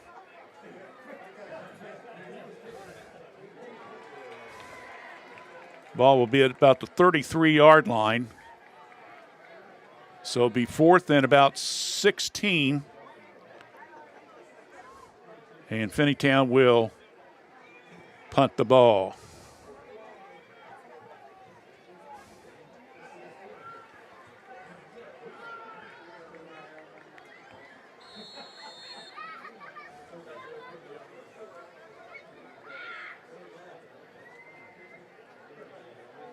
I don't think they got 11 players on the field, do they? Well, whatever. There's the kick. It's going to be short, and it's going to just go down on the ground. Say right on the 40, looks like. It's on the 40-yard line.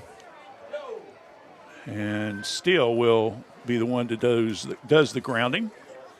So Washington Courthouse will take over again, 1st and 10. Ball will be at the 40-yard line. 21-7. Pfeiffer's run touchdown has passed for 2 touchdowns tonight.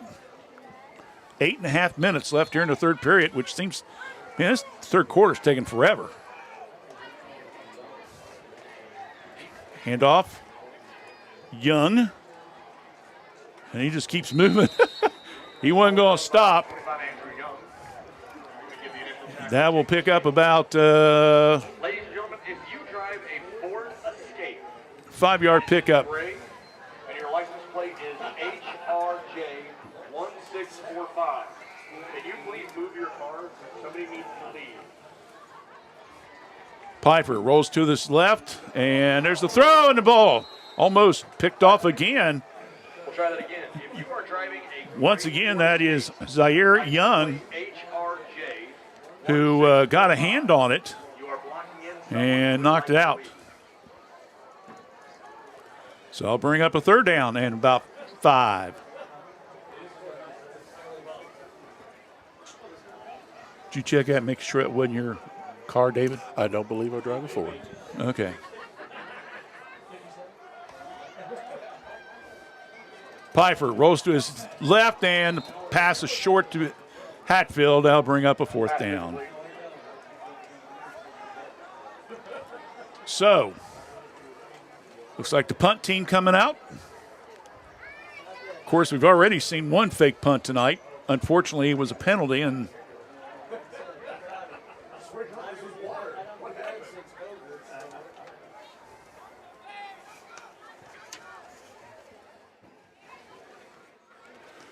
so Matthew Koflesh will be doing the duties.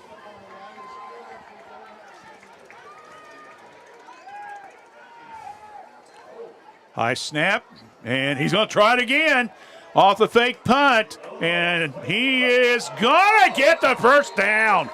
No, he's going to be short. The side official marked him short of the 50. He had to get past the 50. And it looks like he's down to 49. It looks like Finneytown's going to hold him. And that's what happened. It looked like he got in past the 50-yard line, but the side official said, nah, baby, nah. So it's going to be Finneytown's first down at the 49-yard line. So off the fake punt. Never know, David. Something they might use again later on. If nothing else, you're going to give your opponents that might be scouting you something to think about. Yeah. The Heritage Youth Nation. So Finneytown takes over 1st and 10, ball at the blue line, 49-yard line.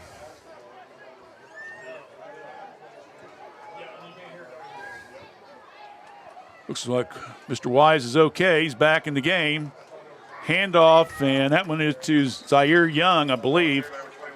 Now check it. That will be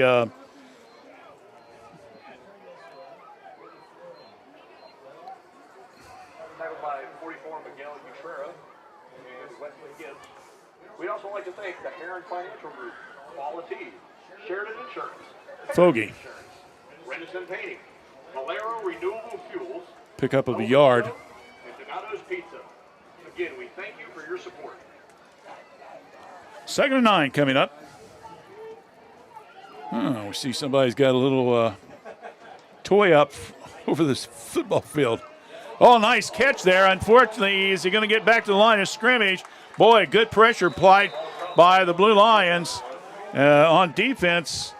And once again, loss of about a yard or two. Give Wesley Gibbs the tackle on that one play. So Gibbs will lose 2 yards on the pass play to Youngblood. So I'll make it 3rd and 11. Boy, Gibbs has really come on strong this season. He's a youngster.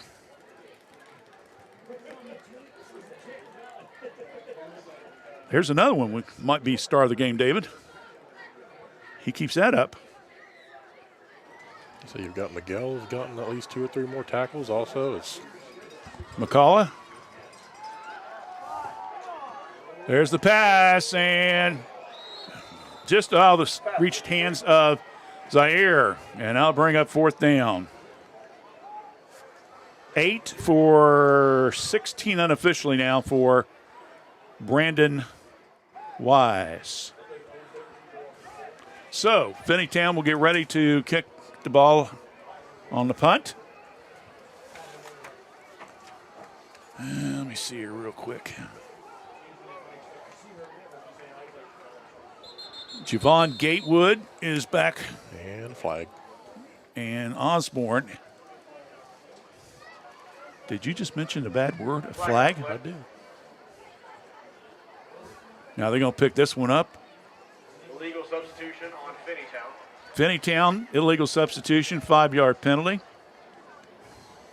Doesn't matter. They're getting ready to punt. I think I've got your phone. So I'll bring the ball back to the 45-yard line. Finneytown. There's a snap. And that's going to be Osborne, and he's going to let it go out of bounds. And that will stop the clock with 6:47 left here in the 3rd period of play. And the ball will be 1st and 10 at the Blue Lion 27-yard line.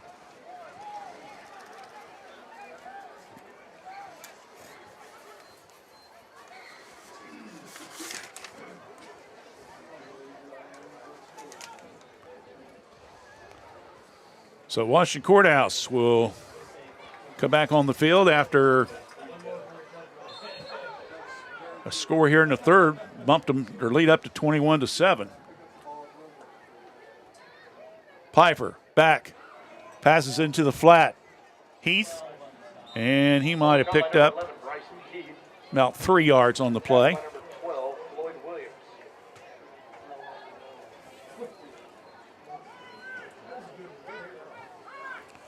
Got Heath with 5 catches tonight, too. He's doing a pretty good job. Him and Osborne and Heathcock. Good trio of receivers there for the Washington Courthouse team. Oh, mix up in the backfield. Pfeiffer trying to make something of it. He gets across the 35 down to around the 36-yard line. And that's going to be more than enough for the first down. So a mix-up in the backfield, and Pfeiffer picks up 7 big yards. First down, Washington Courthouse. That will be their third via the ground game. Clock continues to move here in the third quarter. Pfeiffer again. And that one's way short. If that had been a little bit higher off the ground, they had a shot of possible interception on that throw. Yeah. So I'll bring up 2nd 10. 5:42, ball at the 38. And we have yet another player from Finneytown shaken up. Not for long.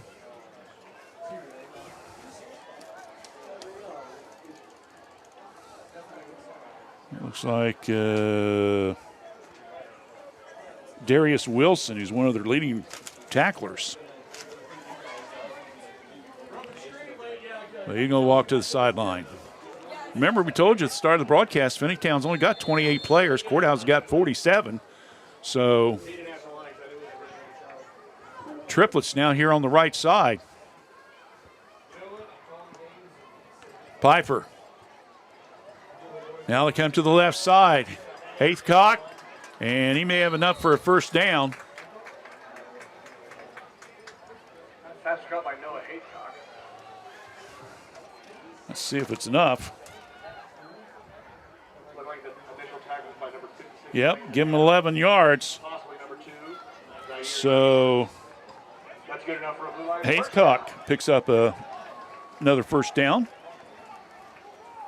1st and 10, ball inside the Finneytown side. Young, big hole, left side, 40, 35, 33-yard line, and yep, here we go. They're the dirty yellow flag again. Oh, my goodness. That's about area, I think might be a hold, I don't know. The vote anarchy. Let them play. No, they're going to call face mask against Finneytown. So they're going to call it against the defender as they were trying to bring Young down. So Face mask on Finneytown. Young will pick up 14 yards, enough for the first down. And then a penalty will bring the ball all the way down to, that will be a 15-yarder. And that will put the ball 1st and 10 at the 26-yard line. Check, that's a 10-yarder. Pass down to the flat. Big hole there for the Blue Lions, and churning his legs, and he is not going to go down. That Osborne again? Yes, it is. 2 connects with number 1. 38 down to around the 9-yard line. So another first down, Washington Courthouse.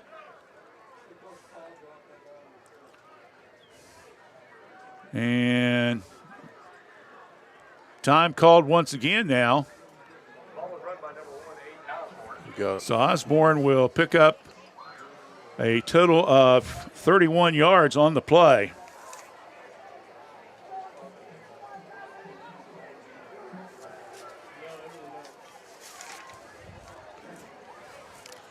They had athletic director Joe Kimling back on the field, and it appears that a coach from Finneytown has possibly been removed from the sideline. Really? So it's 1st and goal, ball at the 5-yard line. After the 30-plus yard reception. And on the left side, and they're not going to go any place there. That'll be Young.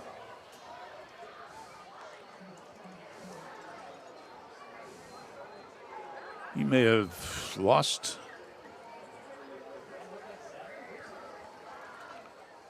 Now they're going to mark it at the 3, so give Young a 2-yard pickup.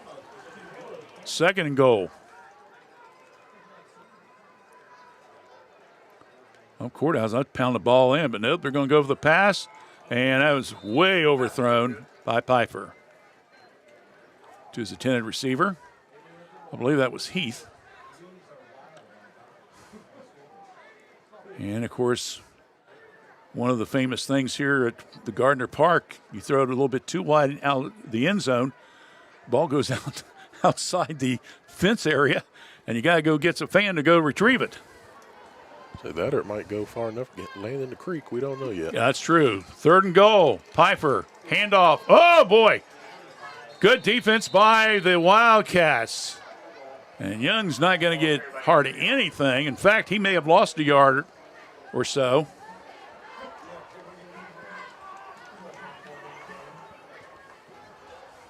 Yeah, they're going to bring it back to the 5. So Young will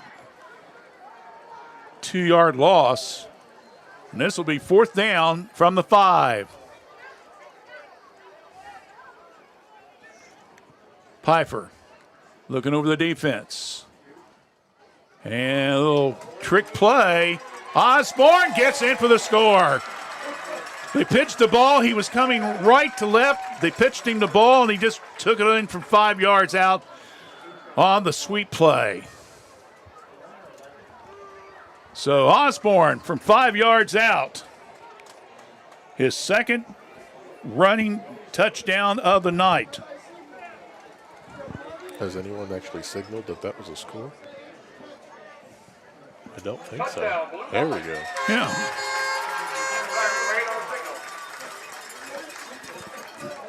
.333. Come on, refs. Stick your arms in here. And we'll now have Melvin go for the PAT.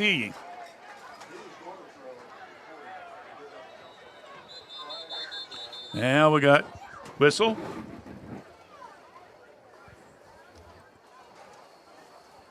Flag on the play. Jeez.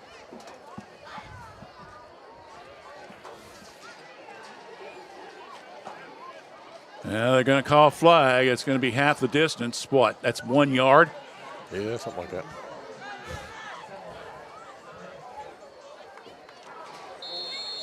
So let's try it again. Melvin will get about a yard closer to the sticks. High snap. Down. It's good. And so the PAT by Melvin is good. And so Osborne with a touchdown. And the PAT by Melvin. And the score now with 3:33 left in the 3rd. It's still the 3rd? I know. You got to be kidding me. 28-7. Courthouse with the lead. Back in 30 here on WCHC.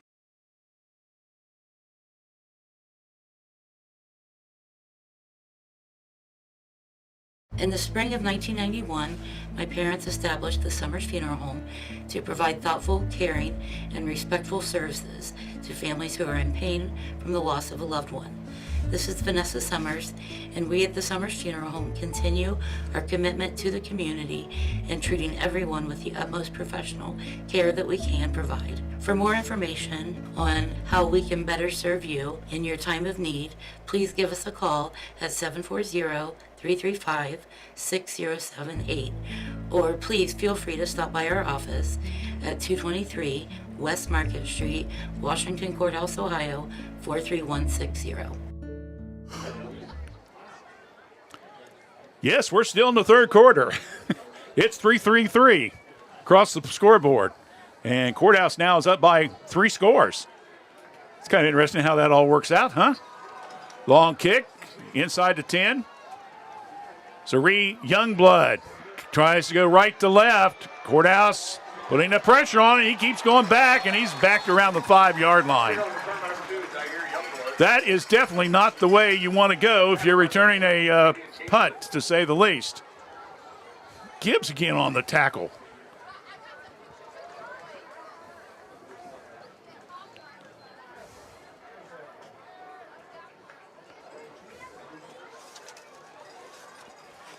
Well, they're going to say because of forward motion, the ball will be at the 11. So it wasn't the 5, it's going to be the 11. I feel like he definitely ran backwards. I know he did. He wasn't taken backwards. You can talk to these officials all you want after the game, my to friend. make the trip. This is just unbelievable, I'll tell you. Mercy. Wise keeps it, and he's not going to go anywhere. And we got a slew of Blue Lions in on the play. Yatera's in on there. McCullough's in on there. So that would be a loss of about 3 on the play. Wise is going to end up having negative yards before this game's over with. Take out his passing yards and his rushing yards, as he's been taken for several sacks tonight.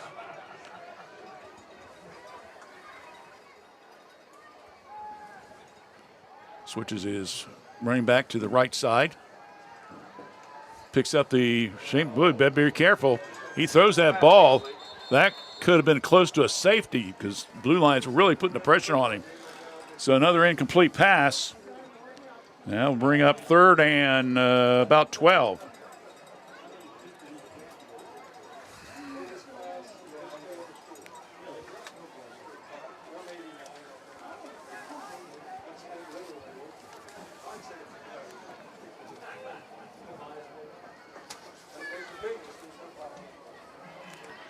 So 3rd down coming up. 2.5 minutes left here in the 3rd quarter. Yes, you heard right. We're still in the 3rd.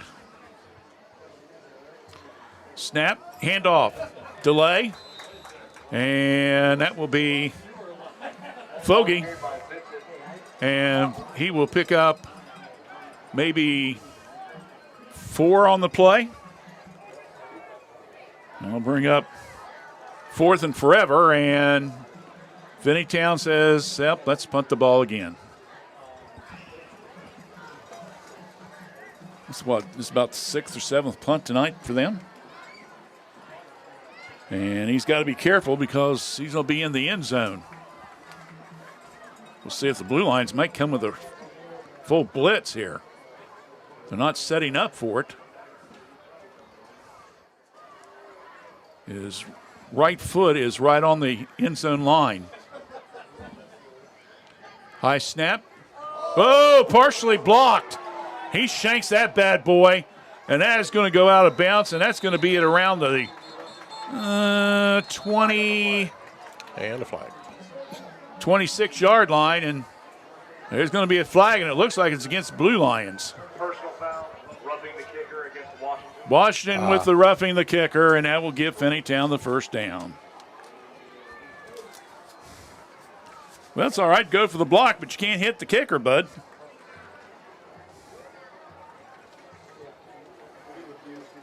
So another penalty against Washington Courthouse. Brings the ball all the way back out now to the 27-yard line. That's a 15-yarder. Courthouse has got 7 penalties tonight for a lot of yards. So Finney will get a break via the penalty.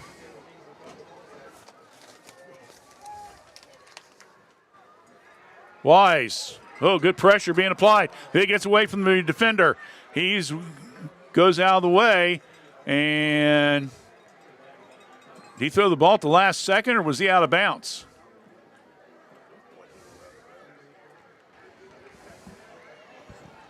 So it looked like he was out of bounds, but Well, it doesn't matter because no, they say he lost a yard, so that was not a pass attempt by Wise. They'll bring up 2nd and 11. We're down to under a minute.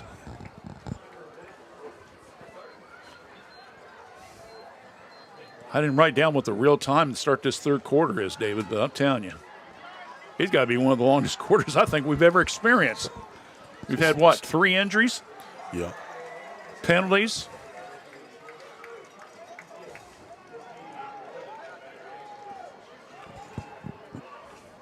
Handoff. And maybe a pickup of a couple there.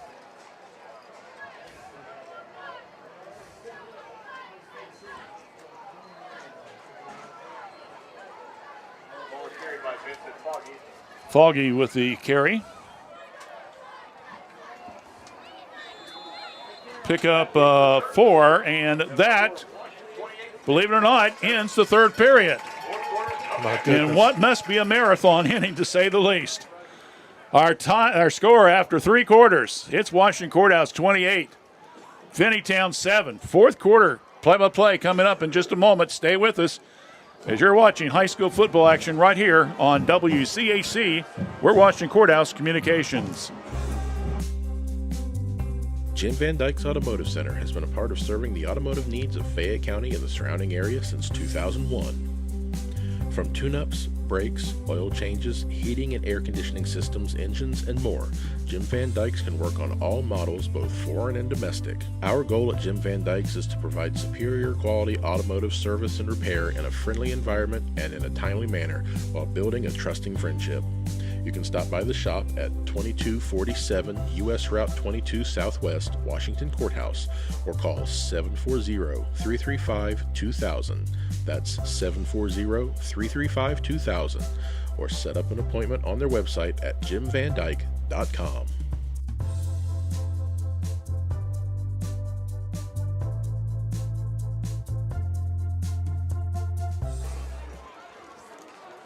Back here at Gardner Park.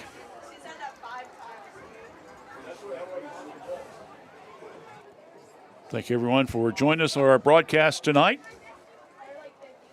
Courthouse with the 28-7 lead, hoping to give Coach Chuck Williamson his first win of the season. Finneytown trying to perform a miracle here, down by 3 scores.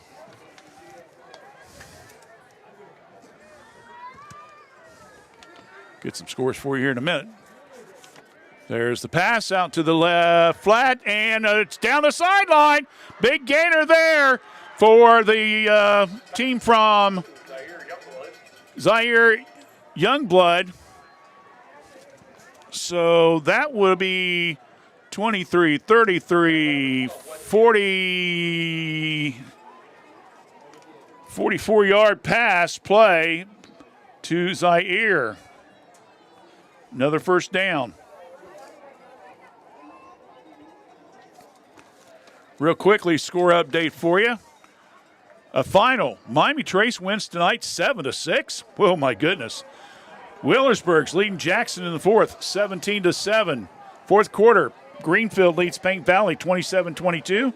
And Portsmouth West leads Hillsborough 34-21 in the fourth. Thanks, Dave. Is that JT helping with the scores? JT helping the scores. I appreciate that. So a loss on the play there by Finneytown. 4-yard loss. As Wise will lose 4 on the play. Looked like the tackle was by number 23.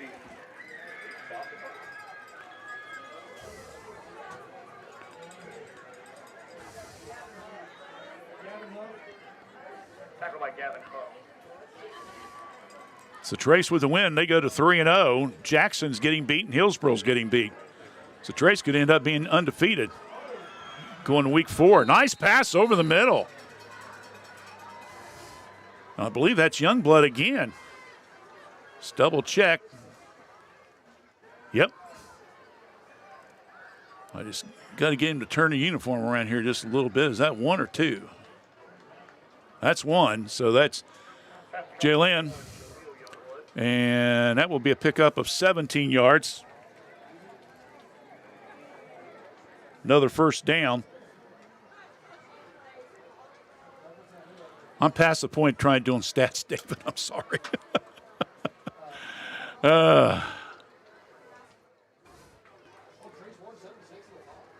Handoff. And young man still running. That is Zaire Young as he came in from the flank, and he came around and took the handoff from Wise. When it was all said and done, he only picked up about 2 yards on the play.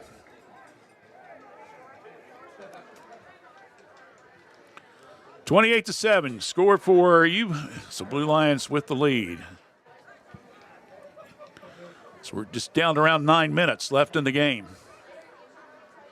But Finneytown threatening to score here. Good play there by the quarterback. He's looking, passes it, and did he catch it? It is a catch. It's a touchdown. A touchdown of Finneytown. So a touchdown of around 12 yards, something like that. And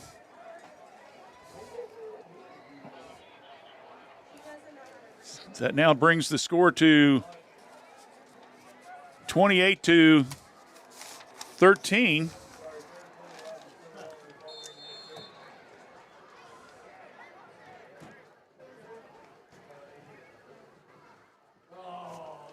Attempt for the extra point. It's up, and it's good. So, 8:33 left here in the, 8:53 left here in the final period. And with the long short touchdown run, should pass, and the PAT, it makes the score now 28-14 in favor of Washington Courthouse. But hold on your hats. Oh, they're going to say the extra point's good, but there's a flag, and it'll be a personal foul on Courthouse, and they'll mark it off on the kickoff. So we'll take a quick 30-second break. You're watching high school football action right here on WCHC. New fall youth leagues are now forming at Leella Lanes, your locally owned and operated facilities on Route 22 across from the Fayette County Fairgrounds. Starting September the 20th, the Wild Bunch Youth League starts for those teens ages 18 and under, 4 members per team, and on Saturdays at 11 a.m. The sign-up is easy, and it's now all online. Just go to leellalanes.com/League Club. Sign-ups are located on the page. And don't forget, for delicious pizzas and subs, check out Amora's Pizzeria, located just inside of the Leella Lanes bowling alley. Call 740-335-2580 or 335-2581. Leella Lanes and Amora's Pizzeria. Damn. Okay, the official pointed one direction and now has reversed it, and it's going to be against Finneytown. So they pick up a penalty of 15 yards after the play. Unsportsmanlike conduct, I guess. So Finneytown will be kicking the ball off at the 25-yard line.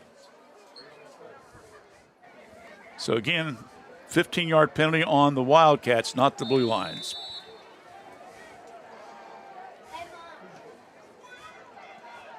And they kick that one, and it goes out of bounds. I got a feeling, there's the flag again.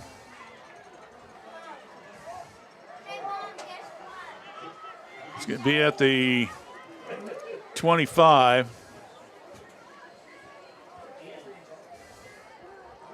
Going to make them kick it again.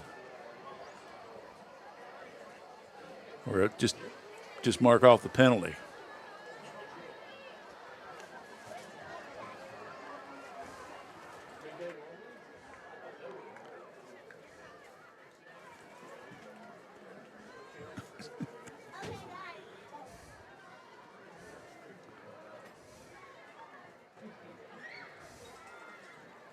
It looks like the one official is trying to explain the rules to the other official. There was a 15-yard penalty against Finneytown. Then they kicked the ball out of bounds. And now they're talking to Coach Williamson.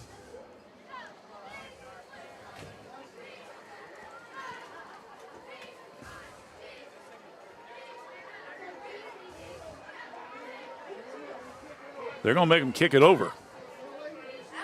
Oh, it's illegal procedure. Well, ball's kicked out of bounds. That's why it's a penalty, yeah. Yeah, it's a penalty either way. So they're going to bring the ball all the way out to the 50. So they're going to waive the penalty off. So Courthouse will get the ball at midfield.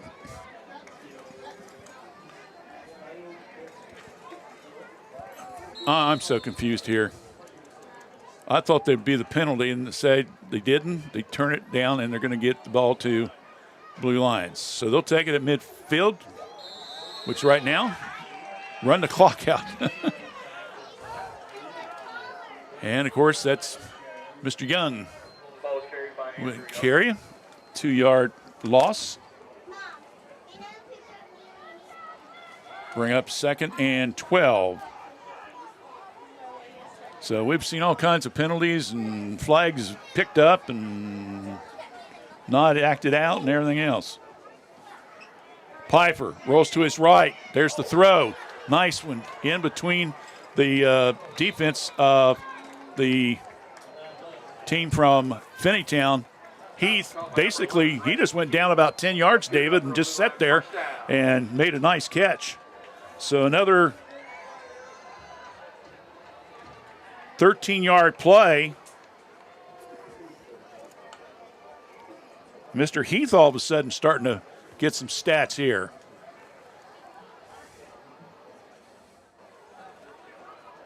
And we had a player shaken up from Finneytown, but he's walking off.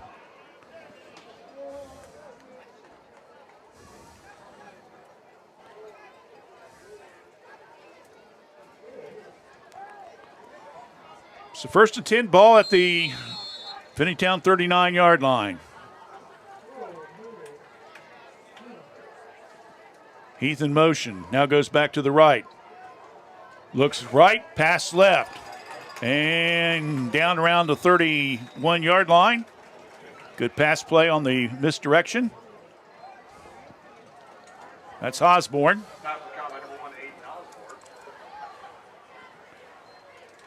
Pickup of 8 yards on the play.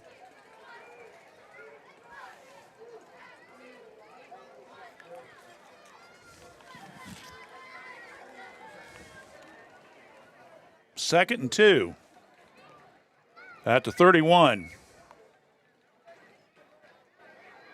Young hands up, and he's not going to get anything on that play. So he stood up pretty quickly. Got to the 35.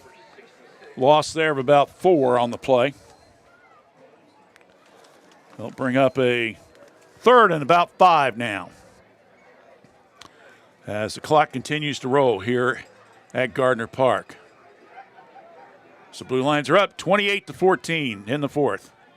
Pfeiffer, in and out of the hands of the defender, that being Jacob Steele, but after he deflected a little bit, Osborne almost got it.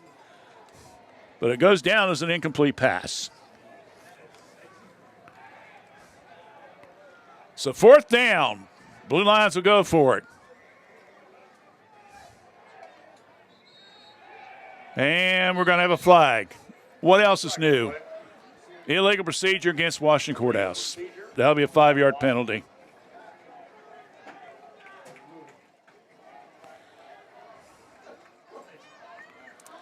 Eighth penalty against the Blue Lions, another 5-yarder.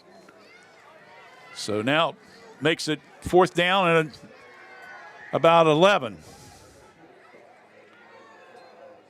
Pfeiffer looks, throws, slant pattern. Look out, he's gone. Touchdown.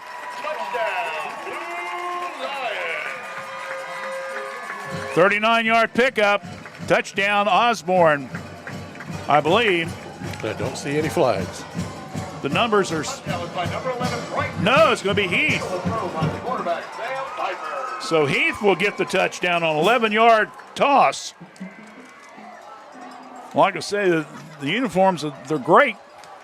You got those black numbers, though, and David, when it gets dark like this, it's hard to pick them up sometimes. 1 and 11. besides the obvious, 11's one more than the one number, but and there's the PAT, and no good.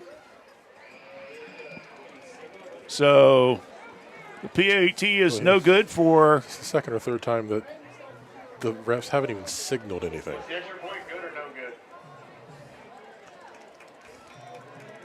Well, now we're waiting on the officials. It is good. Thank you. The officials took forever. We thought wasn't sure if it was in there good or not by Melvin. And it makes it 25 now to 14 after the 11-yard pass play to Heath. Back in 30 here on WCHC.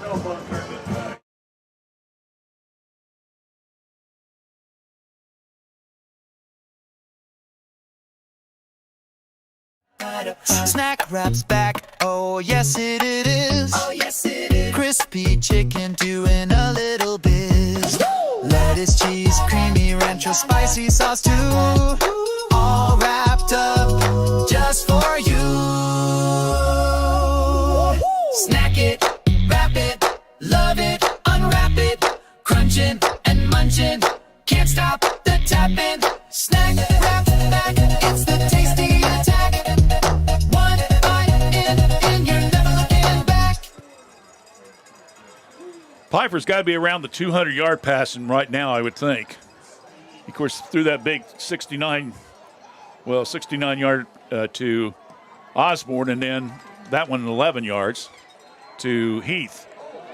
And Finneytown will return the kickoff with 6:34. And we'll get the ball down to around the 32-yard line. That will be Jalen Youngblood on the play there, on the return. So Piper has thrown 3 touchdowns tonight, ran one in.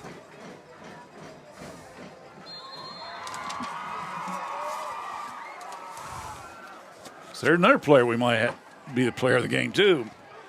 We have a lot on defense, so we'll see what happens. 35-14, Blue Lions with the lead. As trying to pick up win number 1. Quick pass, and that one is thrown way out of the intended receiver, Zaire Youngblood.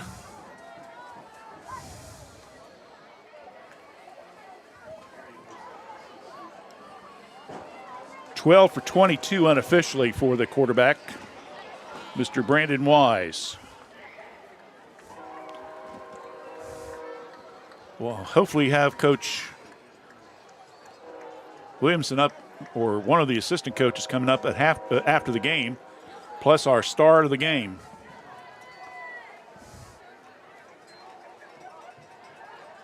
Right down the middle. Oh, good play there. Good defense there by Washington Courthouse.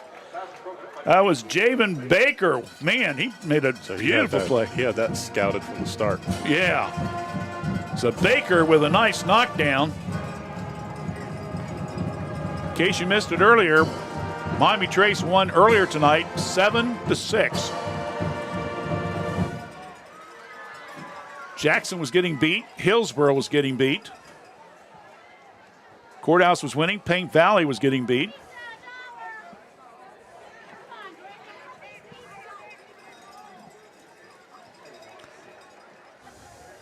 We'll have all the scores for you on Fayette 43160 later on tonight. Pass out to the flat. And Zaire Young may have caught it about a 3-yard pickup. So a complete pass.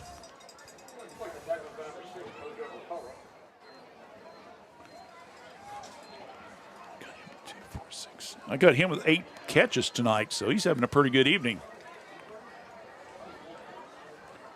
4th down and about 7.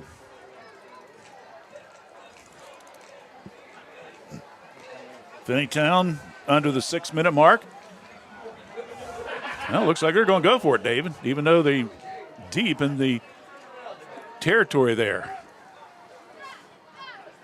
There's the snap.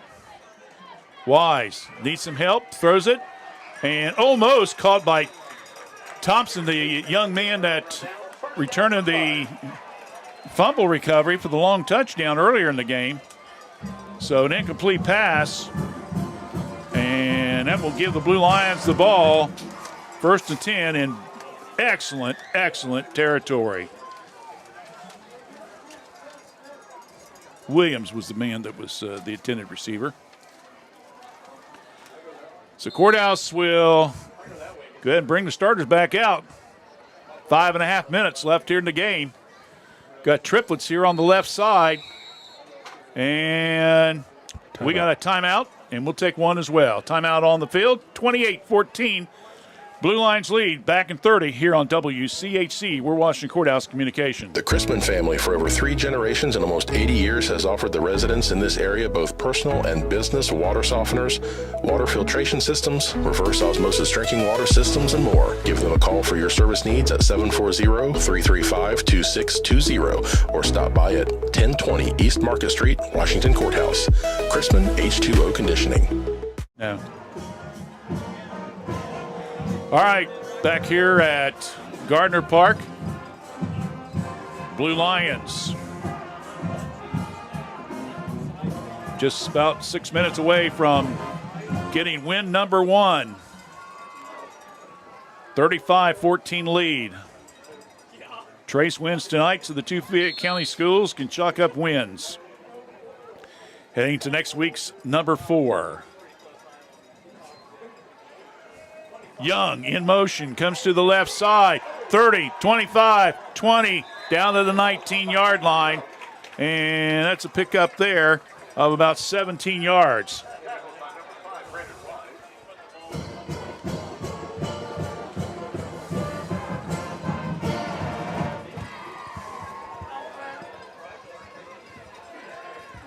Way Piper throws the ball, it's almost like a handoff, isn't it? Yeah. And it comes this time, and oh, did that skip? Osborne He caught it on his knees. said he caught it, and they're going to give it to him. So Osborne will pick up about 6 yards.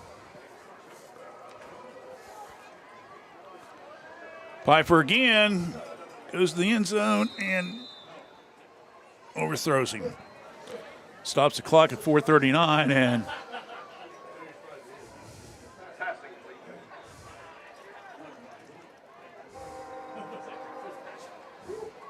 is that Piper shaking up a little bit? It looks like he took a shot or something. Yeah.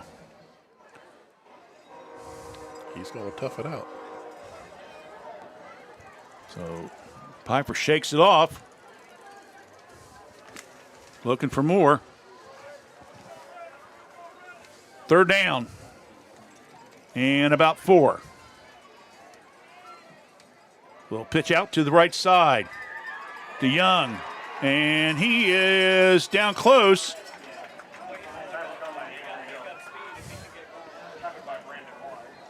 Brandon Wise in on the tackle. Young will pick up about 11 yards. Another 1st down.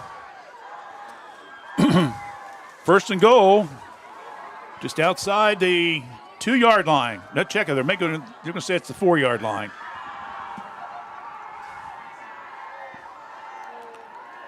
Snap. Young gets the ball. Met by a slew of Finneytown players. He might have got a yard on that one. I'll bring up a 2nd and goal.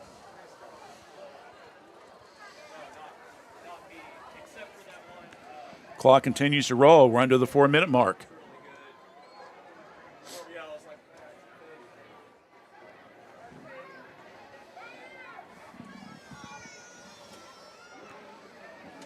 Fake handoff. There's the throw in the corner. And, here we go.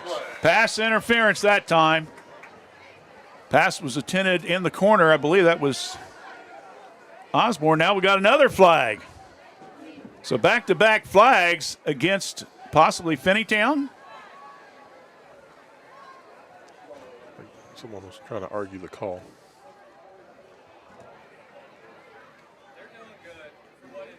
So the ball was already at the 3. I don't know how you can get any closer, can you? Pass interference on Finneytown. That's the only one I saw. I thought I saw a second flag, David, but I don't know. So it will be first down at the 2.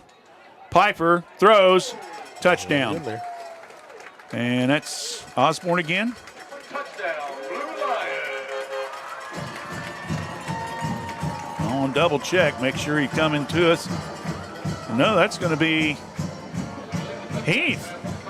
So Heath will catch a 2-yard touchdown.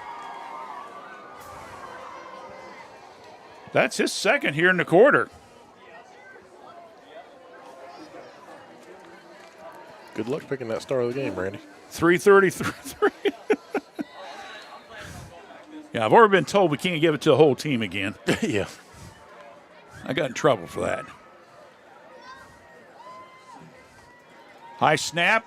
The ball's up, and official finally gives it. Yeah, it's a PAT. What's that signal?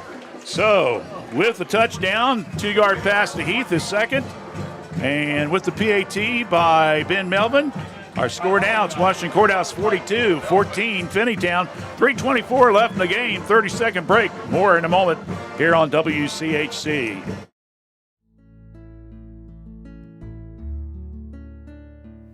With fruit and vegetables coming out of the garden, now's the time to come to Kirk's Furniture for your next General Electric major appliances. We have a complete full line of refrigerators, side-by-sides, bottom freezers, or the French door models, chest freezers or upright freezers available in all sizes. Stop by this week and see our complete selection of General Electric products. That's at Kirk's Furniture in New Holland, your independent General Electric dealer since 1935. Free delivery and setup in our trading area. We service what we sell.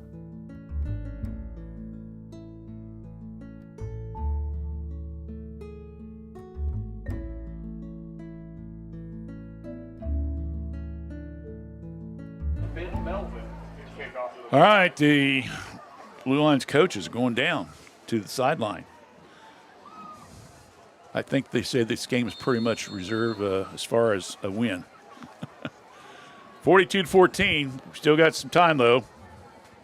Blue Lions will kick off up 42-14.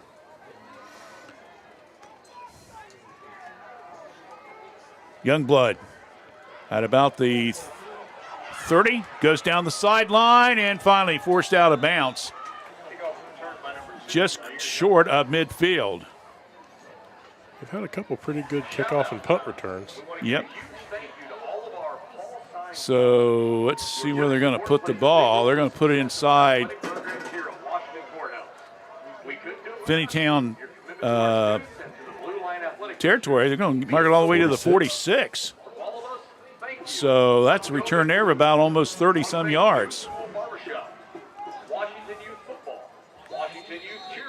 And now we're going to have, they want another timeout? No, we're good. How we looking? We're good. Stay here. Huh? We're good. Keep it right here. Oh, well, that's what I do. Okay, I got Piper with 5 touchdowns tonight and over 200 yards passing. We've got 3 or 4 defenders that have got at least several sacks and tackle for losses. You got Osborne, who's already caught several passes, TDs, and ran for 1. You got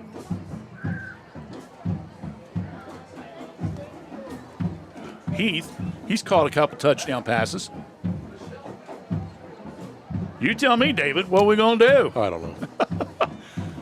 It's going to be tough to do the star of the game. It really is.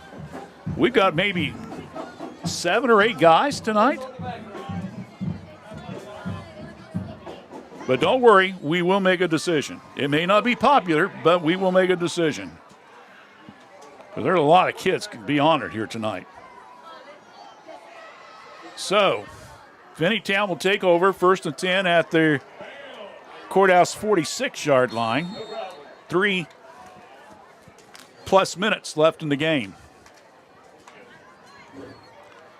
Handoff, first guy through, Mr. Fogey. And he gets it out to around the 40. So pickup of 6 yards on the play. That will make up a second and about 4. Still have a single Airbud from last year. So if you got one for your parent or your kid for Christmas, you got the other one. Well, they're going to mark it back to the 40. So it's closer to a 5-yard pickup.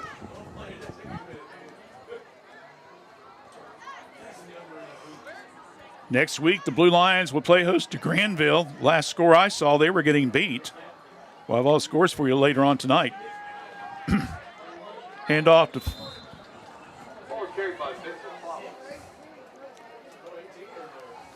He tried a little bit of a counter play there and got countered to the counter. Pickup of no yards.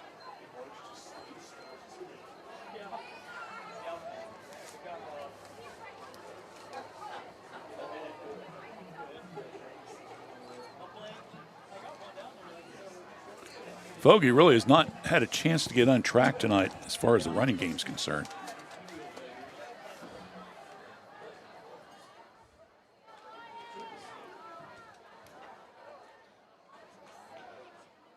Slow count by the ref. That should be the pitch. Fumble on the field. And I believe Finneytown will recover. So Finneytown with their third fumble of the game, but they recover all of it. Good luck in Agony Hill. And hey, we've got 4 games next week for the volleyball team. 5 games next week, I apologize. But they're home Monday and Thursday. And Saturday. I didn't have that one on my schedule. That's the ones we're broadcasting Saturday. I got a Monday? Wait a minute. Nobody's told me. It's not on my schedule. Yeah, they got Ross Southeastern and Greenview on Saturday. And we, of course, will be broadcasting that on WCHC TV, Facebook, and YouTube channel. 4th down. And now, what we got? What's happening now?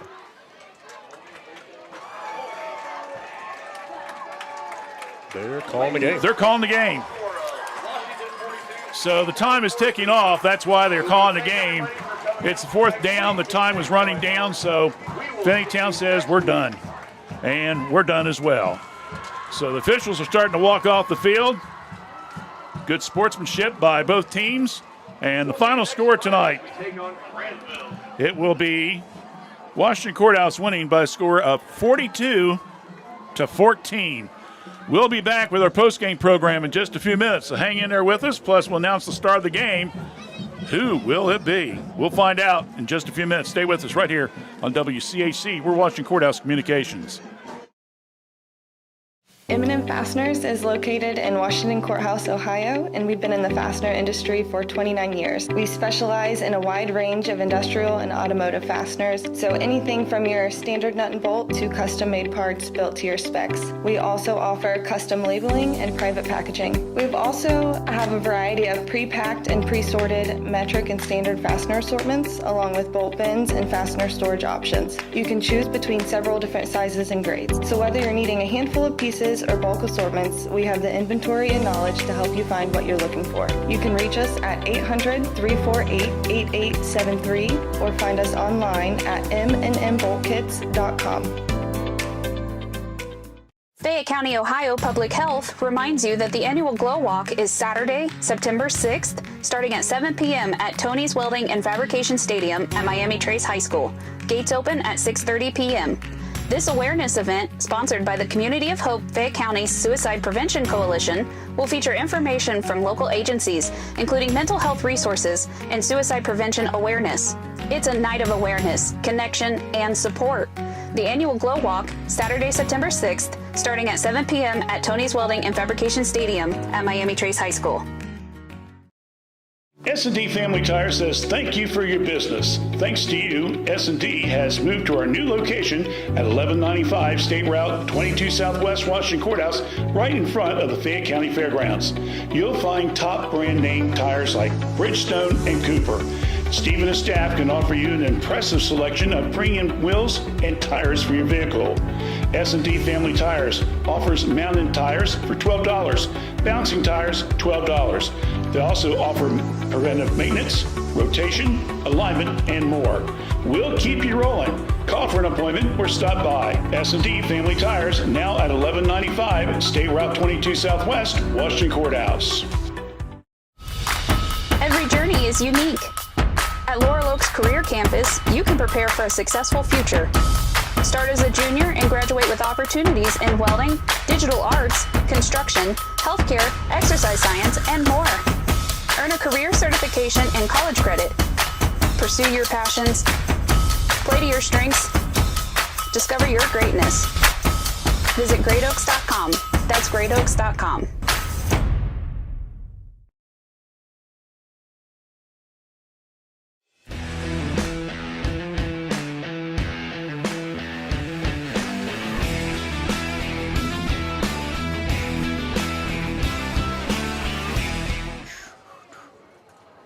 All right, we're back here at Washington Courthouse as the Blue Lions with a big win tonight. Final score of 42-14. I believe I see Coach Williamson heading this way, David, so we'll give him a little time to come up. I'm sure that if nothing else, he's just glad probably to get a W, get the monkey off his back, to say the least, and a convincing win. I don't know if he'll have any stats for us or not, but it'll be pretty impressive as far as the passing game tonight. And, of course, we saw this the first time around when Coach Williamson was here. He likes to use those quarterbacks, and, of course, his sons, the Williamson boys, were outstanding quarterbacks at Westfall. But they mix it up enough with the running game to kind of keep the team honest. And, of course, you got some wide receivers and stuff like that. Well, you know, you gotta know that it's going to be a lot of offense, especially through the passing game. So Coach Williamson is heading our direction, so we'll just give him just a few minutes to get up here and enjoy this win.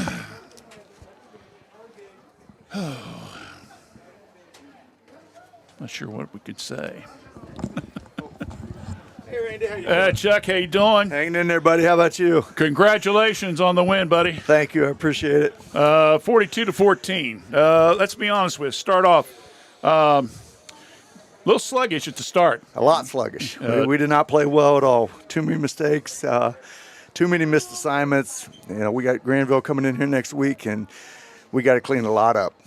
When you look at the game like this, you know, you had problems with your receivers catching the ball. You had that again tonight. I'm not trying to be negative. It's just that, like you say, there's things that needs to be corrected. That can be corrected, though. Right. You play a really good team. That Granville, you know, I've seen them on tape. They're really fundamentally sound. You can't make little mistakes. You have to play mistake-free football. And just again, being honest, we did not play well tonight at all. We did not play well at all. Defensively, McCullough, Utera, Gibbs. I'm telling you, those kids, we're sitting up here at halftime. We're trying to figure out who's going to be the star of the game. And we didn't know sure which way to go. The second half, it switched more back to the offense. But defensively, you guys did well. I mean, you held them 14 points. Yeah, they had some athletes. When they got off the bus, like, whoa. They had athletes, and our defense flies around. Coach Preston does a great job with them.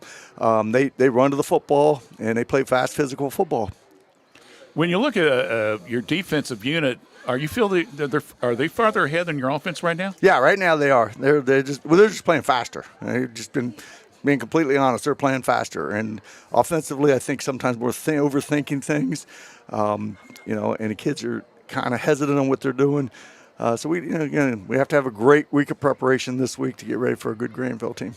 One thing that I know that you did when the first time you was around here and stuff, you like basically keep the defense kids together if you can, and the offense kids, and kind of keep them separate a little bit so they don't have to go a lot both ways.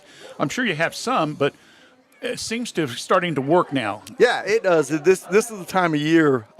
My philosophy, and I learned it from my old high school coach 50 years ago. You try to put two-way guys. The way the game's played now, it's changed. So you try to get them going both ways. Then you just get beat up, and you get little nagging injuries. I mean, you look at Trace tonight. I think they had 4 guys out. And really? Yeah. And they got guys playing both ways. And when you play them like that, you start getting to week 4, 5, 6.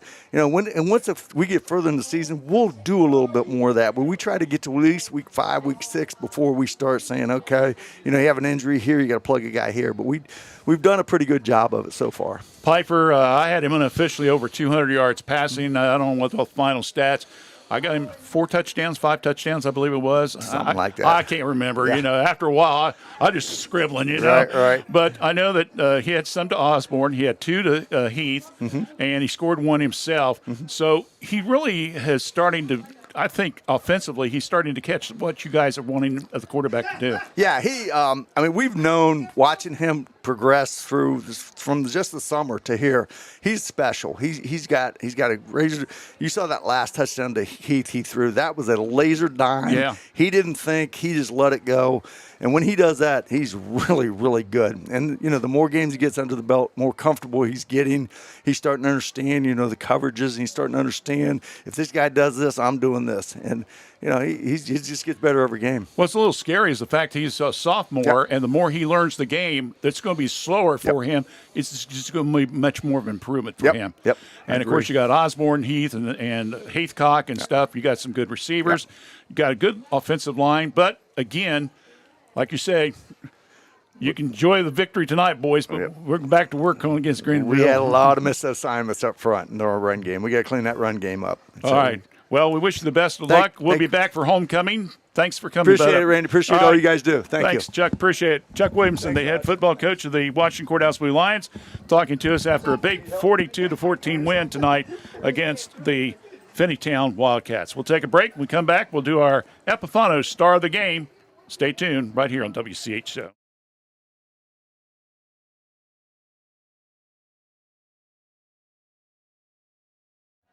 Snack Wrap's back, oh yes it is. Oh yes it is. Crispy chicken doing a little biz. Lettuce, cheese, creamy rancho, spicy sauce too. All wrapped up just for you. Snack it, wrap it, love it, unwrap it. Crunching and munching, can't stop the tapping. Snack Wrap's back, it's the tasty attack.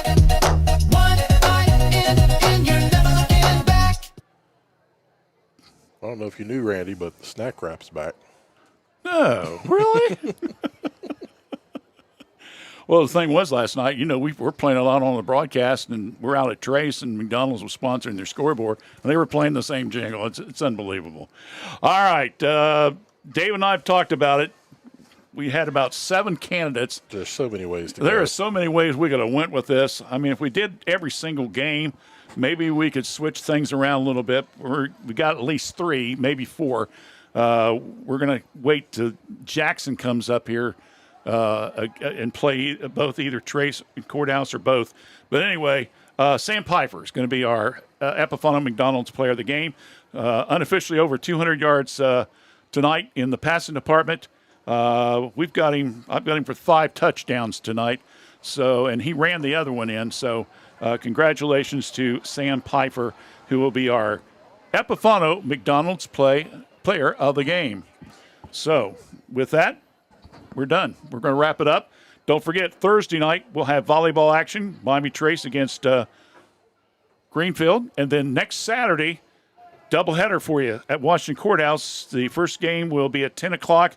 It'll be Courthouse against Ross Southeastern, and then at noon it will be the battle between the Blue Lions and Greenview Rams. Again, the final score tonight, Washington Courthouse gets a big win, 42-14 over Finneytown Wildcats. For Dave Woolever. I'm Randy Young. Thanks to all of our sponsors. Thanks to you for all the folks that have been listening to us. We'll catch you again Thursday night here on WCHC with volleyball action. Till then, good night, everyone.